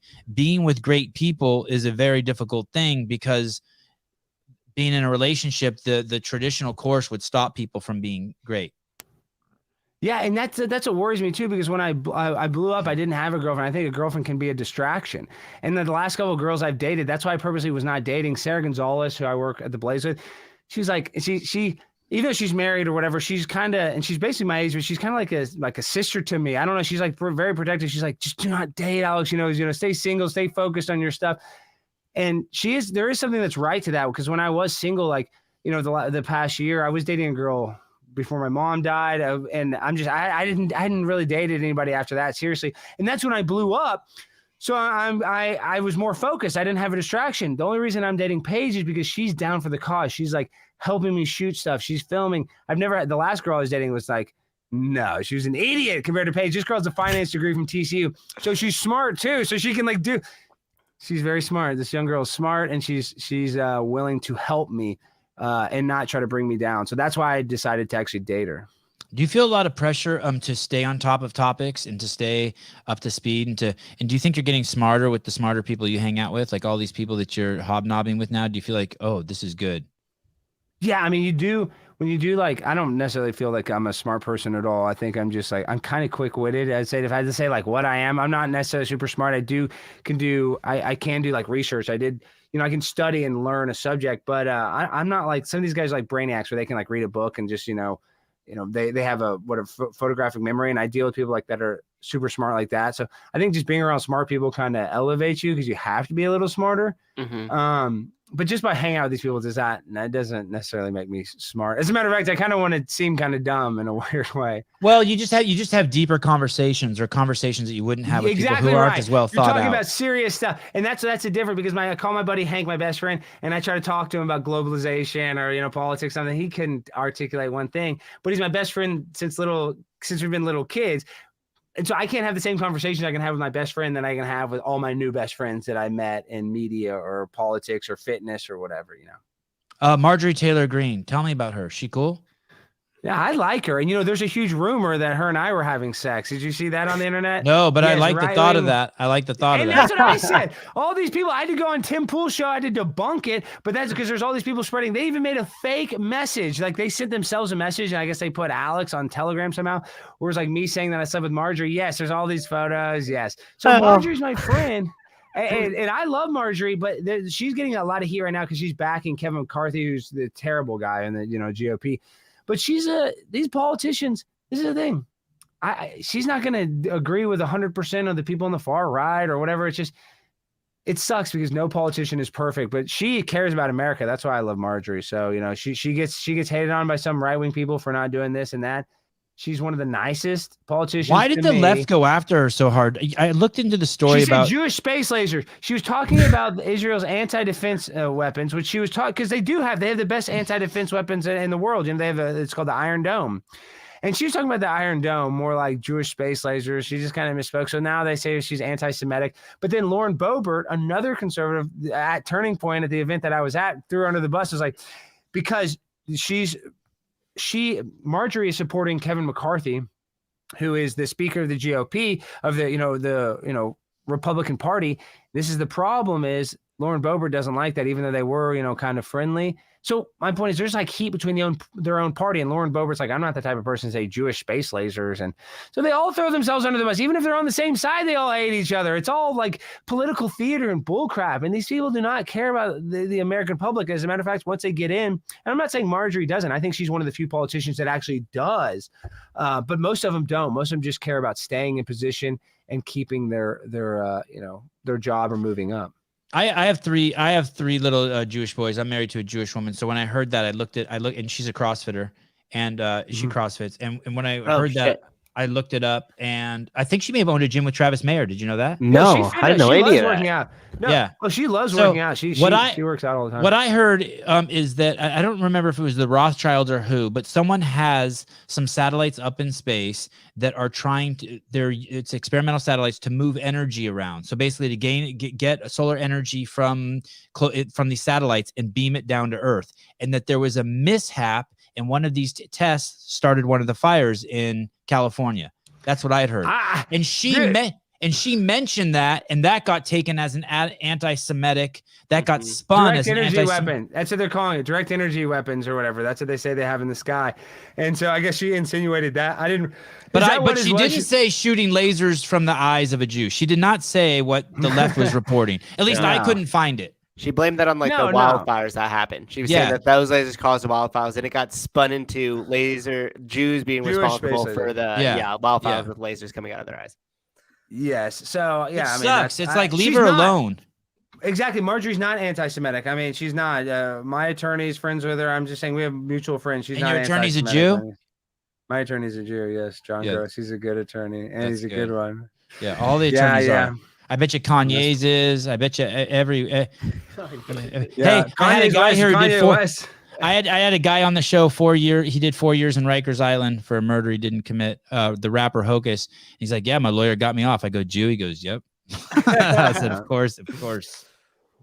Well, listen. I just want to say this. The anti-Semitism is real in the world, and I think maybe a lot of racisms are blown over. But like these people like Kanye and stuff, I love those guys. I want to support them, but them saying like Hitler is good, it's such a weird time. It sucks that they have to be that far extreme, because I want to support Kanye. I do support Kanye. I like Kanye still, but like I don't know if he's just doing that to be edgy or what. It just it kind of sucks that this whole, and then now he's anti-Semitic, and he's probably not. I don't think Kanye is anti-Semitic. Really. I've also heard him say he's Jewish. I also heard. That's what I'm saying. I also heard Hitler's Jewish.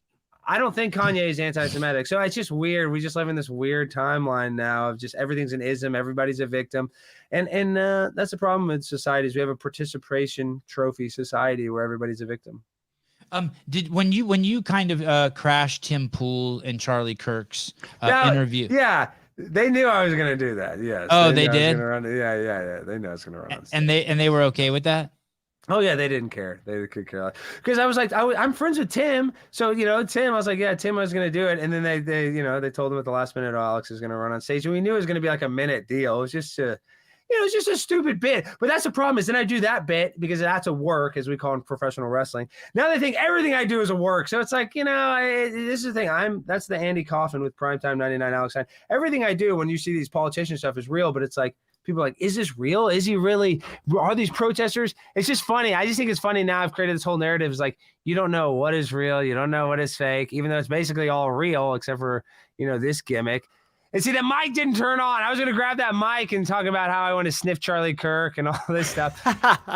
So, yes. And then the one security guard, the woman security guard that was so mad, they freaking took her. They made her go home after this. The girl that rips off my mask. She was like, it was so worth it though. All my friends love the video. She sent it to everybody. See this girl? She rips off my mask.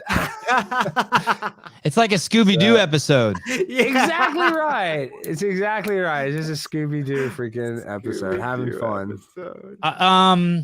I sold a motorcycle at my house, about a year and a half ago, and a guy came over to my house and he tried to lower the price that he said he was going to pay for it. And he's some kid from, Los Angeles, and he's probably like 20. How much lower? They're like $500 because sometimes that happens. They get there and then they, Yeah. I've sold cars. They always, I'll pay the price and there's a scratch right there, $500 off for some small thing. Yeah. So he's like, hey, I'm going to give you whatever less. And I'm like, no, I really don't want to take it. He goes, I'm not trying to Jew you. He said that to you right there. Yeah. I hope you didn't sell him the thing. Did you? You didn't sell it to him, did you? Of course I did. I'm Armenian. Of course I did. Of course I did. And so what, you sold to him for that price? I don't remember that. But I was tripping on, like, I'd never heard anything like that. And I'd never heard. Oh, you never heard somebody say that? I was going to say, you never heard that? I bet you he didn't even think of it as offensive. Yeah, exactly. But I don't think that guy's racist. He's just I don't think he's racist I think either. most people in LA are just douchebags. I mean, they're like less evolved. They're like pollywogs, and I'm a frog. Yeah, he probably is a little less involved. But now everybody's so sensitive. You really can't use that term. That term used to be really popular 10 years ago. Come on, the first time I heard it was in high school, and I didn't even know what it meant. Exactly, high school, dude. In high school, God, they used to use that all the time. But I haven't, and now people don't use it anymore. Mm-hmm.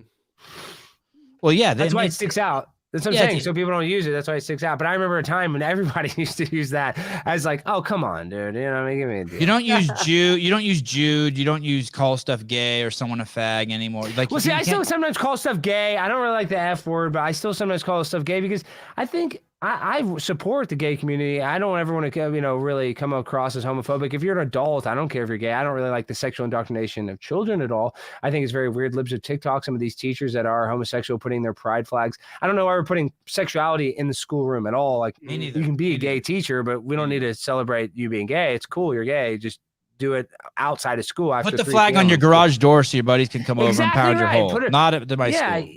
Yeah. I mean, that's the thing. In these like elementary schools, they're putting like the trans flag and they're putting the rainbow flag. If their argument is that the only difference between a gay person and a straight person is who they have sex with, right? That's the only difference, according to them, is who they have sex with. So why are we glamorizing people's sexual choices in schools? Like, this is something. You don't understand, Alex. You don't understand that flag means acceptance. Intolerance. Yeah. You don't understand. And I actually do want to help because there's a Orlando, there's kids that I believe, they're born gay at a very young age. You can tell they are gay. And I'm not saying that you shouldn't help that kid or try to, but it's just a very weird world. We shouldn't be talking about anything with sex. Like, maybe be nicer to the kid that you think is gay, but don't put up a rainbow flag to make them. Yeah, don't make his life hard. I'm just saying there's better ways to make marginalized students have a better learning experience than just putting up a stupid flag and then causing a bunch of drama.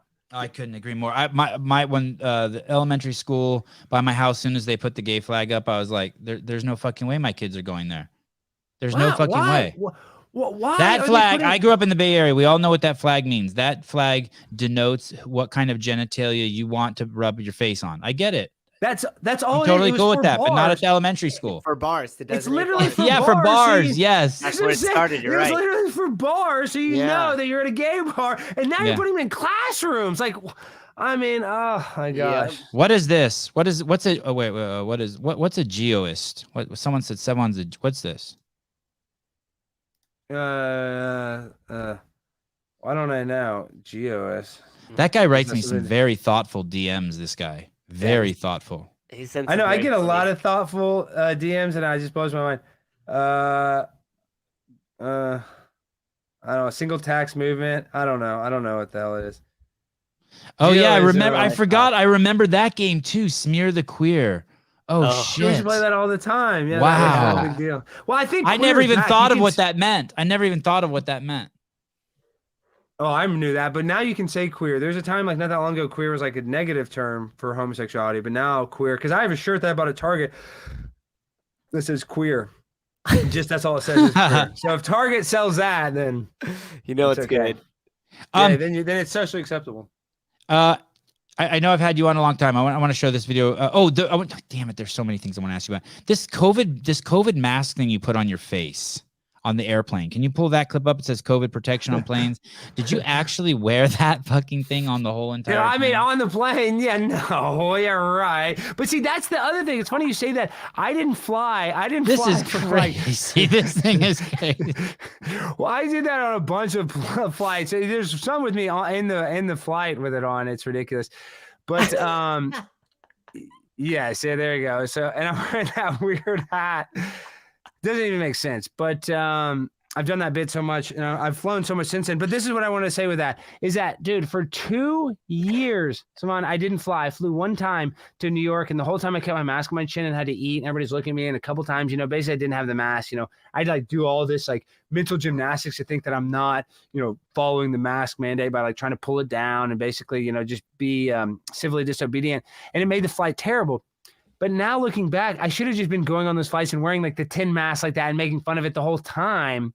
That would have been better. That would have been more popular than just me being like trying to fight it by letting them win. And I didn't travel. Now I travel literally every weekend. So I guess I'm making up for that lost time. But traveling is my favorite thing to do.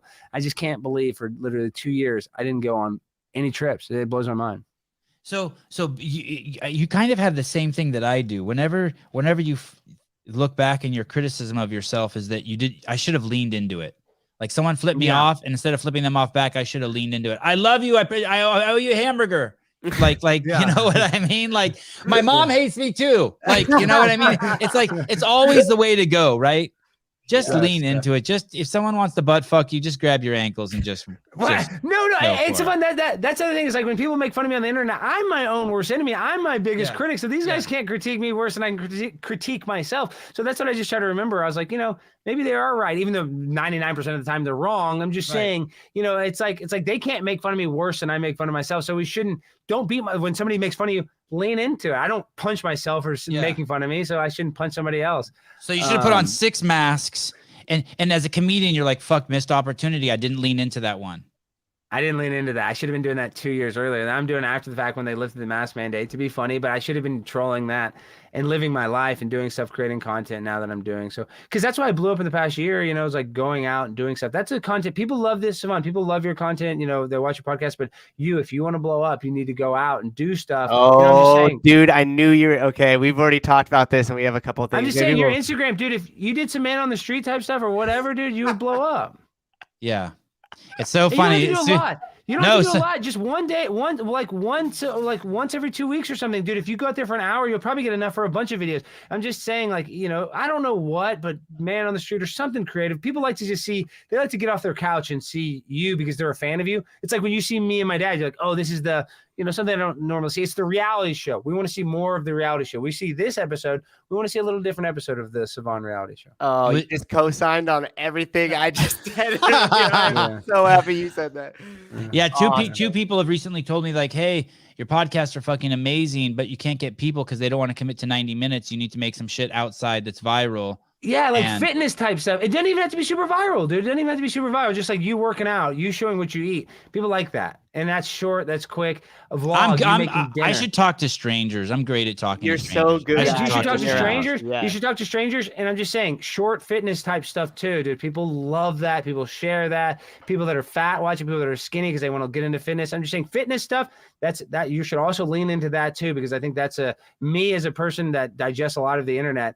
I just think that's something that people seek out, right? We're talking about how people don't look up and stuff. That is one thing, because somebody's fat, they kind of want to learn information. So if you have that information out there, people, if you build it, they will come.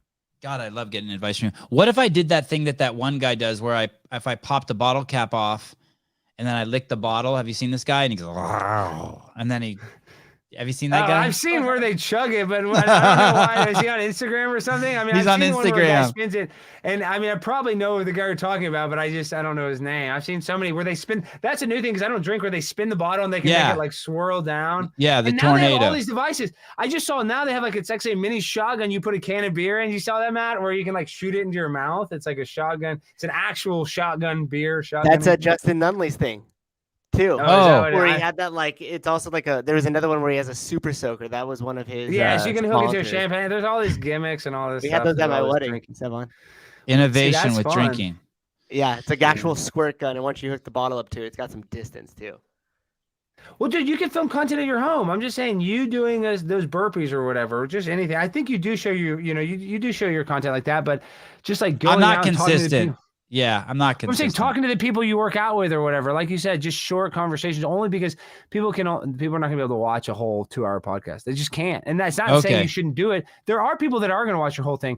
I'm just saying the stuff that gets a lot of clicks or hits, it gets shared. It's like that Joe Rogan. We share that 4-minute thing of Hotez. We don't necessarily share the whole podcast. 3-hour long podcast. So that, or really, what you should be doing if you really want to cheap, if you don't want to go out on the street, you need to start making clips of your podcast.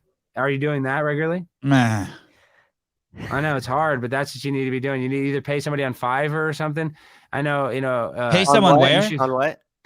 There's a thing called Fiverr where you can get an editor in Bangladesh or something, and they're super cheap. I'm saying for some of the stuff you need, it's Fiverr.com. I'm saying some of the stuff, if it's just pulling a clip, they can do that pretty cheap, like $25. Do you want to stop working in the cobalt coal mine? How about making me some video? Yeah, exactly right. There's in Bangladesh or in Ethiopia. I mean, there's obviously editors and Americans have too on there, but the ones you can get super cheap that will be able to clip your show and give you a couple clip a week. It'd be $20.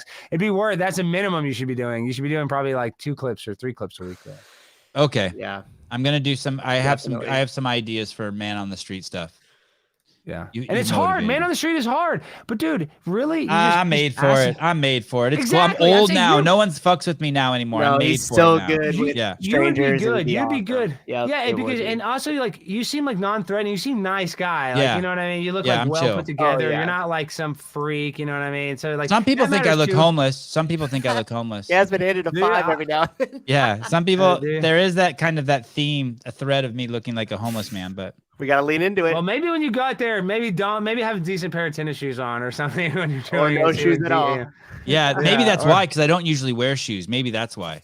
Is that for the grounding? Is that why you don't I like just to wear the I shoes? just in college. He did it before. It was cool.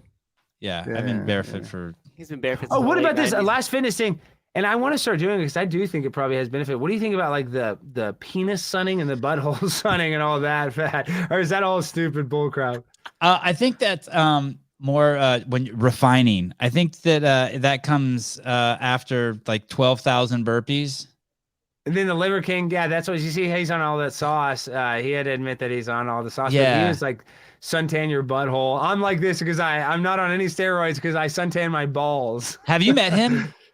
No, but I would like to meet him. I mean, I'm happy he finally came out. I mean, he had to get caught, but I'm happy he finally admitted that. And if he was just on TRT, that's not a big deal. Nobody cares about that. But I think he was when he on a bunch more cycles, obviously. He was on a lot of stuff. I wouldn't worry about butthole sunning. I think getting sun every day is important. I think walking every day. That's why. I think we had to get. I think vitamin D is why the death rate was so bad. I think sunlight is mandatory. I mean, you have to get sunlight at some point in the day. There's just something about it that recharges us like a Tesla or whatever. Whatever solar power. We kind of run on solar power is what I'm trying to compare us to. My last question for you: do you get reported a lot? Your Instagram account and YouTube?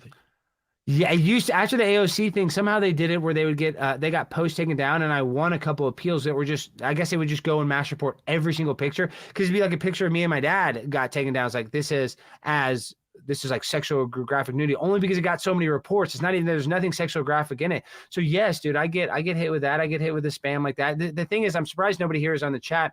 A lot of times there's these trolls that follow everywhere I go, and then they get bots, and they'll bot the chat with like the N word or with like, just, porn type stuff. So yeah, dude, I do face it's like this, like I said earlier, the bigger you get, the more bullcrap you have to deal with, but the bigger possibility that any content I see has a bigger chance of going viral, because it's going to be seen by somebody, right? So that because now enough big accounts follow me that if one of them sees it, one of them retweets it, now my content can be seen everywhere. So it's just this double-edged sword or I don't know if it's double-edged sword, but I guess it's just this catch-22. It's like, oh, I'm super popular, but the more popular, the more people are reporting my stuff, more people trying to take me out. My shit's getting reported like a fucking motherfucker. Oh, again. we are because you have a big Instagram. It's because you have a big social media. That's why they're trying to screw. Well, I lost an account already. I lost my I lost my big account. The big account. Yep, it's been down. Instagram took it from me. What have you contacted anybody at Instagram? Have you tried to do anything? Multiple times. Just through the standard means. Just through requesting it back on the computer. Your verified account? Yeah. From what? For what? Honestly, I have no idea. Maybe just one day it was gone. One day it was gone. I mean, I post a lot of stuff about the vaccine, dude. A lot, but one day it was gone. Wow, you ought to try to find somebody. You ought to look and see if there's an attorney, because it'd be worth it for you to, because that blue check mark's worth $10,000. I'm saying, I mean, I don't know if it's worth that much, but I would. Well, it's affected the podcast a little bit, right? Because now when I reach out to people, I'm just another account. Mm-hmm. Exactly, it hurts you a lot. Yes, it does, because that blue check mark and a lot of followers, dude. I would still try to fire. I mean, it may be a futile fight, but I would look into, because people do get their accounts back from there.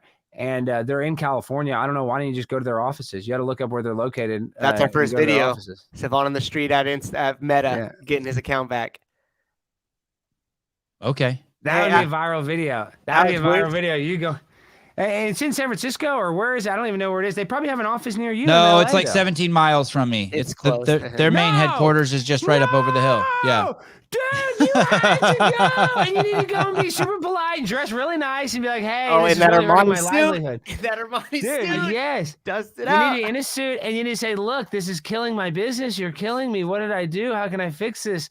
Da da da da da. And dude, you go with Matt. You just get a little. Don't bring a whole camera crew. Just get a little iPhone footage inside the lobby. You don't make them feel uncomfortable. But dude, Sevan trying to get his Instagram back. If it's that close, you have no excuse not to go. It's very close. This is what they say, because there's people that got their Twitter account back that were heinous. They just go in there, and I think there's a lobby, there's somewhere you can walk into, and you tell them the situation, and I do believe they'll send some rep or something. They'll give you somebody to talk to. From what I hear at Twitter, they do that. I'd imagine they would do that at Meta. They'd be like, why is this person here? If you just go there and don't, they have crazy security there, because I've been inside of there before, inside the hive. They have crazy security. Crazy. Of course, and you'd want to talk to the security and say, "Hey, listen, I'm just trying to go to the help desk, or wherever it is. I have a question about my account. I'd like to talk." I mean, you're a user. I think that there's guests. There's way people go that have meetings on the campus, whatever they call it. Like there is like a central location you can go to, and you say, "Hey, look, I need help with this," and I'm sure they will point you in the right direction. All right. Yeah, Alex. One quick question: What app are you spending most of your time on? Twitter or Instagram now? Where's most of your attention go? Dude, I am full blown on Twitter, and it's terrible. It's it's a word. I mean, I love Twitter, but it's also a hate Twitter, because it's like, it's just very addictive, and I'm also addicted to Instagram as well. I don't ever look at Facebook. I spend 0 minutes a day on Facebook, but I spend way too much time on Instagram and Twitter. But the reason why Twitter is better is because you can get like new information. Instagram is kind of just the same. Just catching up with my friends and stuff. You can find new stuff. I do discover stuff, but I think it's easier to discover viral content on Twitter. More than Instagram. Yeah. Cool. Wow. Good to know. Yep. Yeah, he just mentioned it so much that I was like, I think maybe we're focusing our clips and shit when we get that wheel turning. Your clips need to be on Twitter. Yes, you need to be on Twitter. You need to be on Twitter. We live stream on Twitter, and we tripled our audience there from 2 to 6 people. Yeah, that's good. But you got to get clips. You got to do short clips. You got to do short clips. And this is the thing is, dude, you got to go do some you got to just We'll do a Yeah, little bit the of man on the outside. street would kill. I think you're right. I think that's Dude, that would get amazing a advice. bunch of clips. Sorry, I'm not trying to yell, but just go to Meta. Just you, even if it's a total failure, even if you get a total failure, it's like man goes to Meta to get his account back. I think that could be a national story. Wow.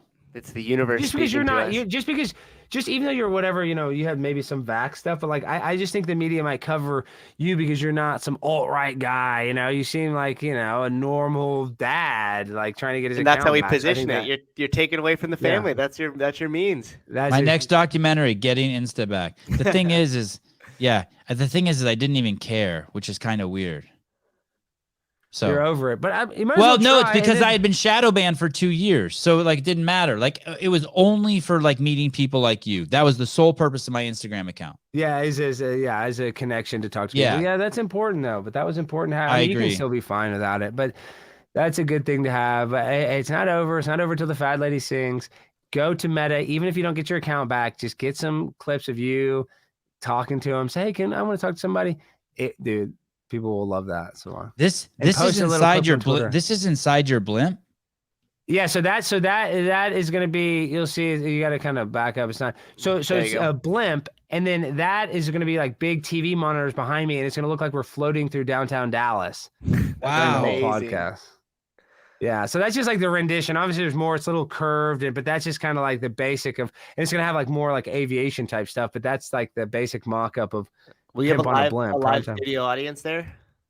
No, but I can. The Blaze, we do that for a Stu show. So sometimes some special shows, yeah, I will have an audience in, but most of the time, no. Maybe we're thinking like talk brainstorming like monthly or something, doing a live studio. I mean, What's maybe the more, days? it doesn't really help the show that much though, too, because you don't really show the live studio on it. It does give a little energy though, because I've done it too, so that's fun. But like, you don't necessarily even see the live audience that much. So I don't know. The show's very experimental and fluid at the beginning, and just see what kind of works. Like everybody. I mean, I'm just What's the throwing launch stuff at date? the wall, seeing what sticks. Hopefully the first week of February. So All right. hopefully. They broke ground. They've already started building the set. It just takes a little while to build that, and then they got to do all the they've started the branding and the primetime with Alex Stein stuff, but it's just like hopefully they're gonna do a bigger media launch. How close is that to January. your house? How far is the drive from your house to that studio? It's great. It's like less than 20 minutes, like 15 minutes. That's Nice. It's Oh, in Las Colinas. It's old Paramount Studios. It's where Adam's Family Values, JFK, every episode of Barney. It was this huge studios in Texas, Dallas especially. It was supposed to be. They wanted Dallas to be like a third coast because it's so easy to fly to. But instead, Dallas didn't give them good tax rates. They all went to New Orleans and Atlanta. So it's just kind of funny how they're, back in the 80s, they wanted Dallas to be a television and film hub because we have a group called the Richards Group, or this company, and now they're not the biggest because the guy was caught in a group saying that their commercials don't appeal to black people about a Motel 6 commercial. But there's this group called the Richards Group, and they created the iconic Corona commercial where they're on the beach and the two people hit the glass, that, or they're sitting, and they created all these iconic, we'll leave the light on for you. This guy is the biggest marketing agency in the Southwest. And so Dallas films a ton of commercials. We have so many for Chili's, for every restaurant, every freaking, all because they use a Richards Group. So there's that films here. If you're a commercial actor, you can, work a side job and probably get enough gigs, doing, Little Caesars commercials here in Texas. Hey, when you went onto Tim Pool's studio, he described it as like 50 or 100 acres? Is that Well, what it's I don't like? know if his new one. I know. I mean, well, I'm sure he has acreage behind it. I mean, he has a bunch of land. I mean, you go up a long driveway. I don't know if he has 100 acres. 50 Where acres, is it? Is it maybe. West Virginia? Where is it? Is it in the Well, sticks? it's actually not. He wanted it to be West Virginia, but it's in Maryland, and it's out in the sticks. Yeah, it's like an hour, and it's like an hour outside of DC. And so, yeah, it is definitely in the sticks. 100%. And that's where he lives too. He lives there at the compound. No, well, I think he used to live there for a little bit. Now he lives off-site, but close to the compound. But I think he lived there when he first moved there. But now just so many people are there and working and stuff. He had to get another second house. Holy shit, life is good. Good on him. Life is good for Tim. Yes, life is good for Tim Pool. All right. But I say that, and Tim's a friend of mine. Tim will tell you though, the fame is hard for him too. He can't go to a restaurant. People put stuff in his food. He says he's had, people go reach out to his family members, attack his family members that have nothing to do with him. So, and that causes problems within his family. So, there is a problem. He's got a lot of money. He's a very successful YouTuber and stuff, but more money, more problems. Just someone put a handful of pubes in his mashed potatoes.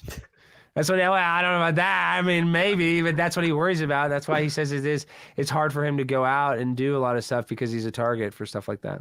Damn. That's not fun. And you know what? If you guys put pubes on my mashed potatoes, I'm going to eat them anyway, and I'm not even going to think about it because I don't have a choice. I'm just going to. Savage.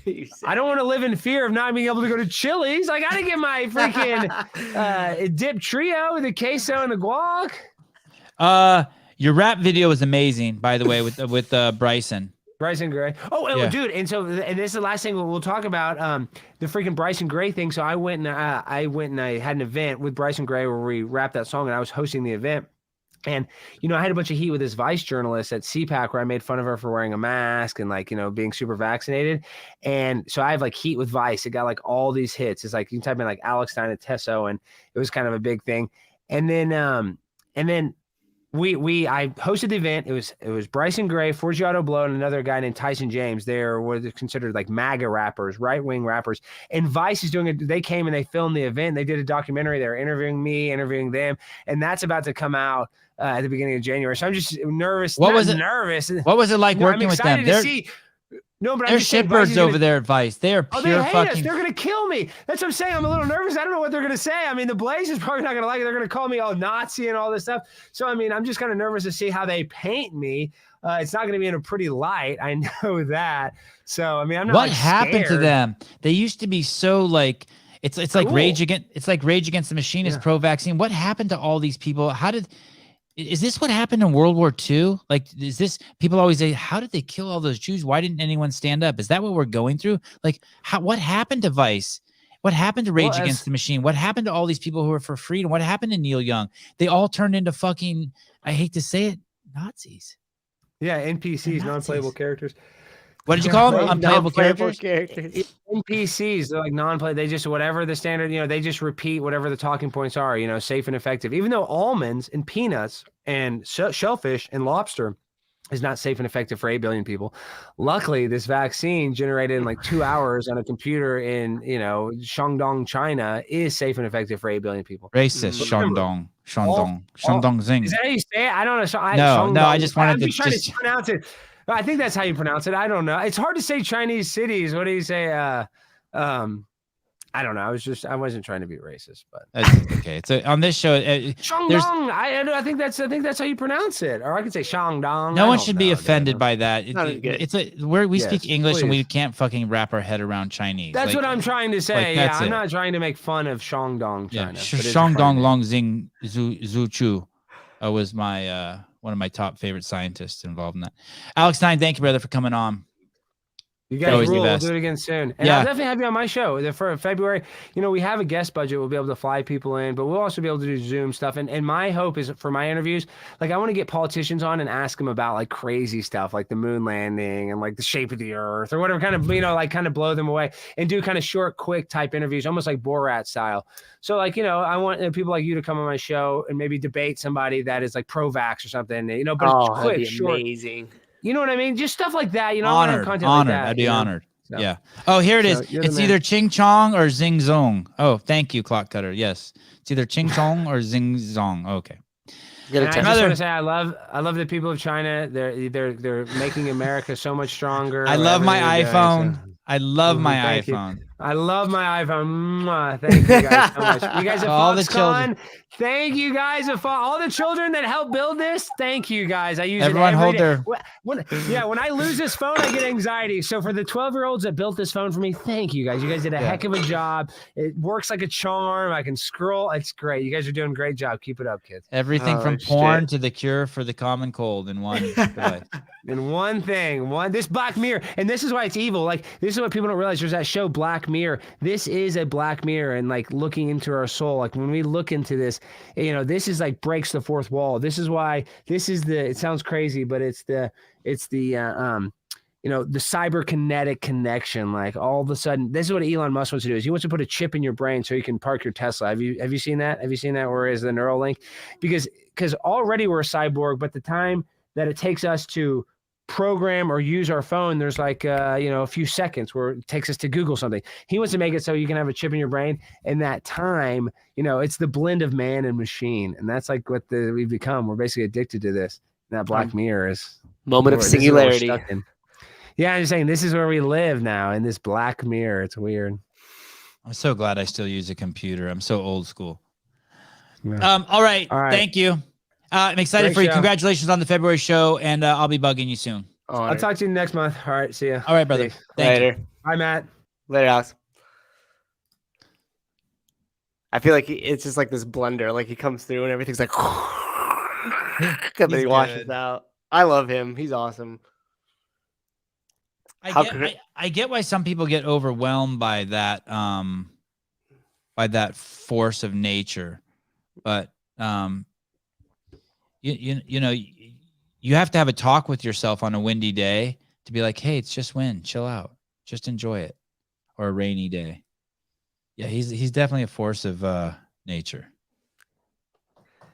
His energy is contagious. Tomorrow, we could be having on. It's yet to be seen, the greatest quarterback who's ever been born, ever graced the planet, and the true test is the fact that he's the greatest. He's thrown more touchdown passes than any NCAA quarterback in the history of college football, but he's a Division II player. Mm-hmm. Every single NFL team came out to visit him and watch him play in at his small college. It's gonna be really crazy to watch this.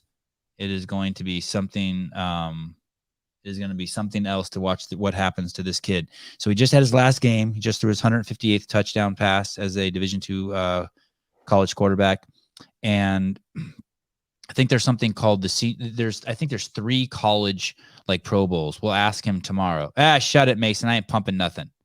You got Jim Plunkett? Yeah. Sean's old as dirt. They had 3 Heismans in the backfield. They got Jim Plunkett, Marcus Allen, and Bo Jackson, I think. Those were the good old days. Pump the brakes. You shut it. Hey, you know what's crazy is Dan Marino came to Tyson's house to talk to him recently. That's insane. Yeah. This kid is something else. There's no he's so humble. I swear to God, he reminds me of a young Rich Froning. It is so crazy talking to him. He's fun, he's polite, he's easygoing. Yeah, I'm excited to have him on tomorrow. It's gonna be a trip. I was looking up Matt and I were talking about this earlier today, and I'll talk about it tomorrow, but it's like a pro football player hasn't been drafted out of his college since 1960. And the last time a Division II quarterback went to the NFL was like 1996. But this, younger brother, crazy, I know, right? And his brother is nuts. I don't know if I know talent, but I know his dad has told me since they were little kids. I mean, it's this straight fucking Venus and Serena story. I mean, he told me,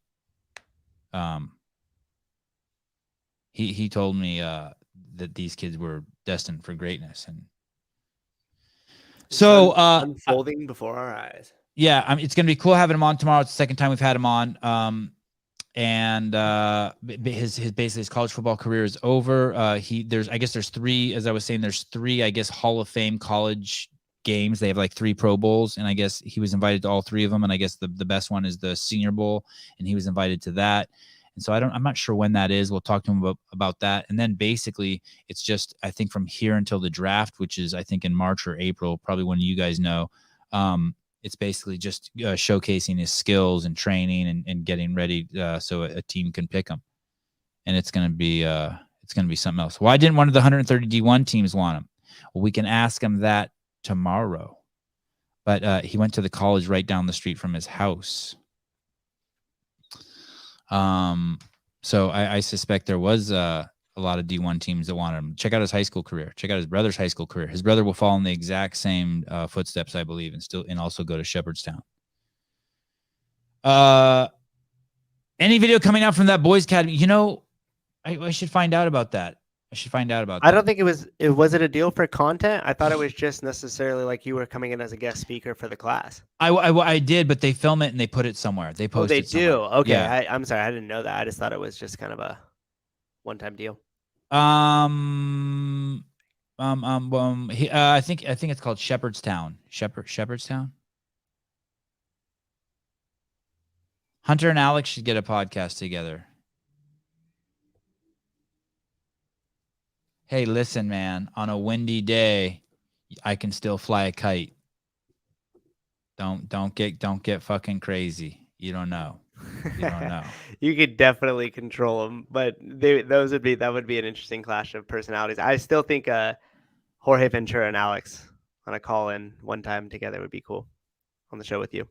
I would just for like personal reasons. I'd like to see Gary and Alex on the same show, just to kind of see what would happen, and Danny Spiegel.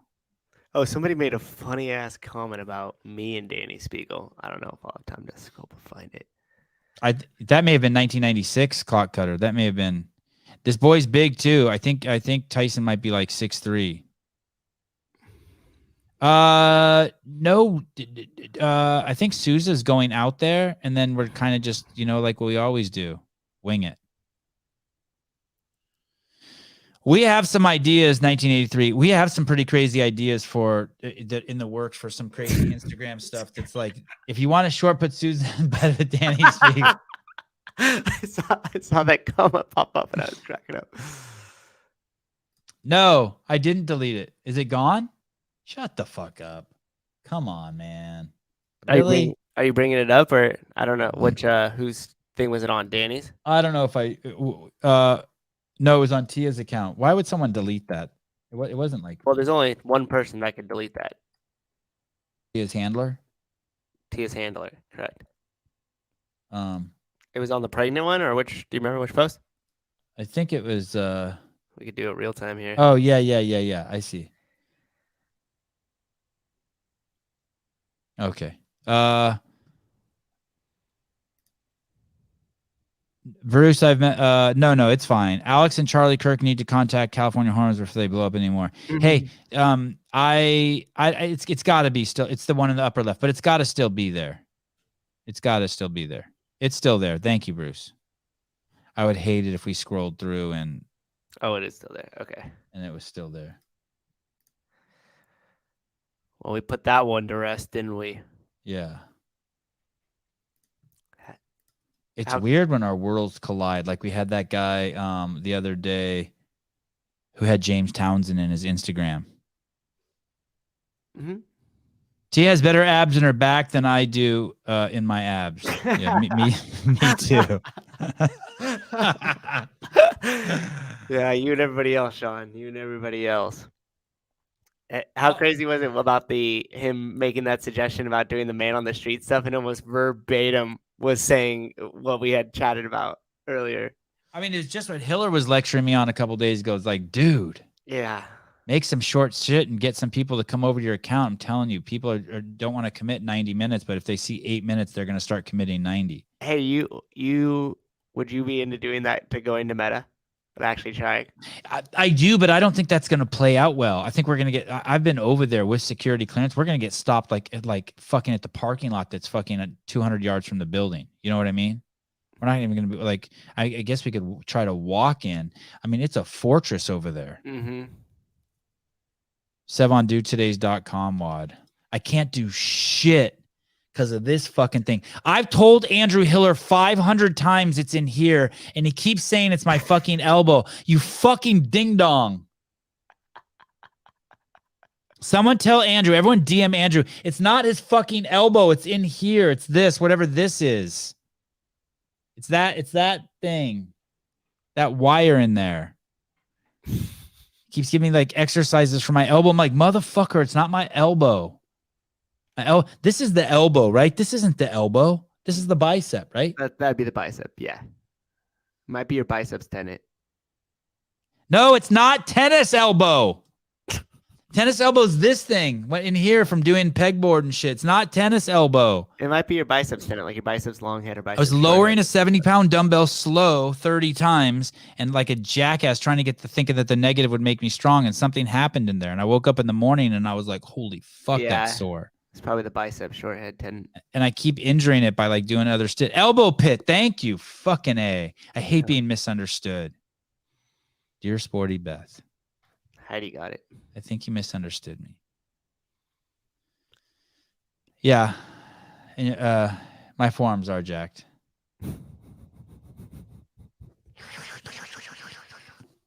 I have gripper. I used to be a gripper guy. I had tennis elbow. I had tennis elbow once, but it ended up being the top of my deltoid. Acupuncture with E-stem worked for me. I just need to stop screwing around. No. I did. I did 50s for like 2 weeks, then I did 60s for 2 weeks, and then I went to 70s. Mason looks jacked. Yeah, Mason's jacked. He's young. He's 16. Oh, he is. And he's on California hormones.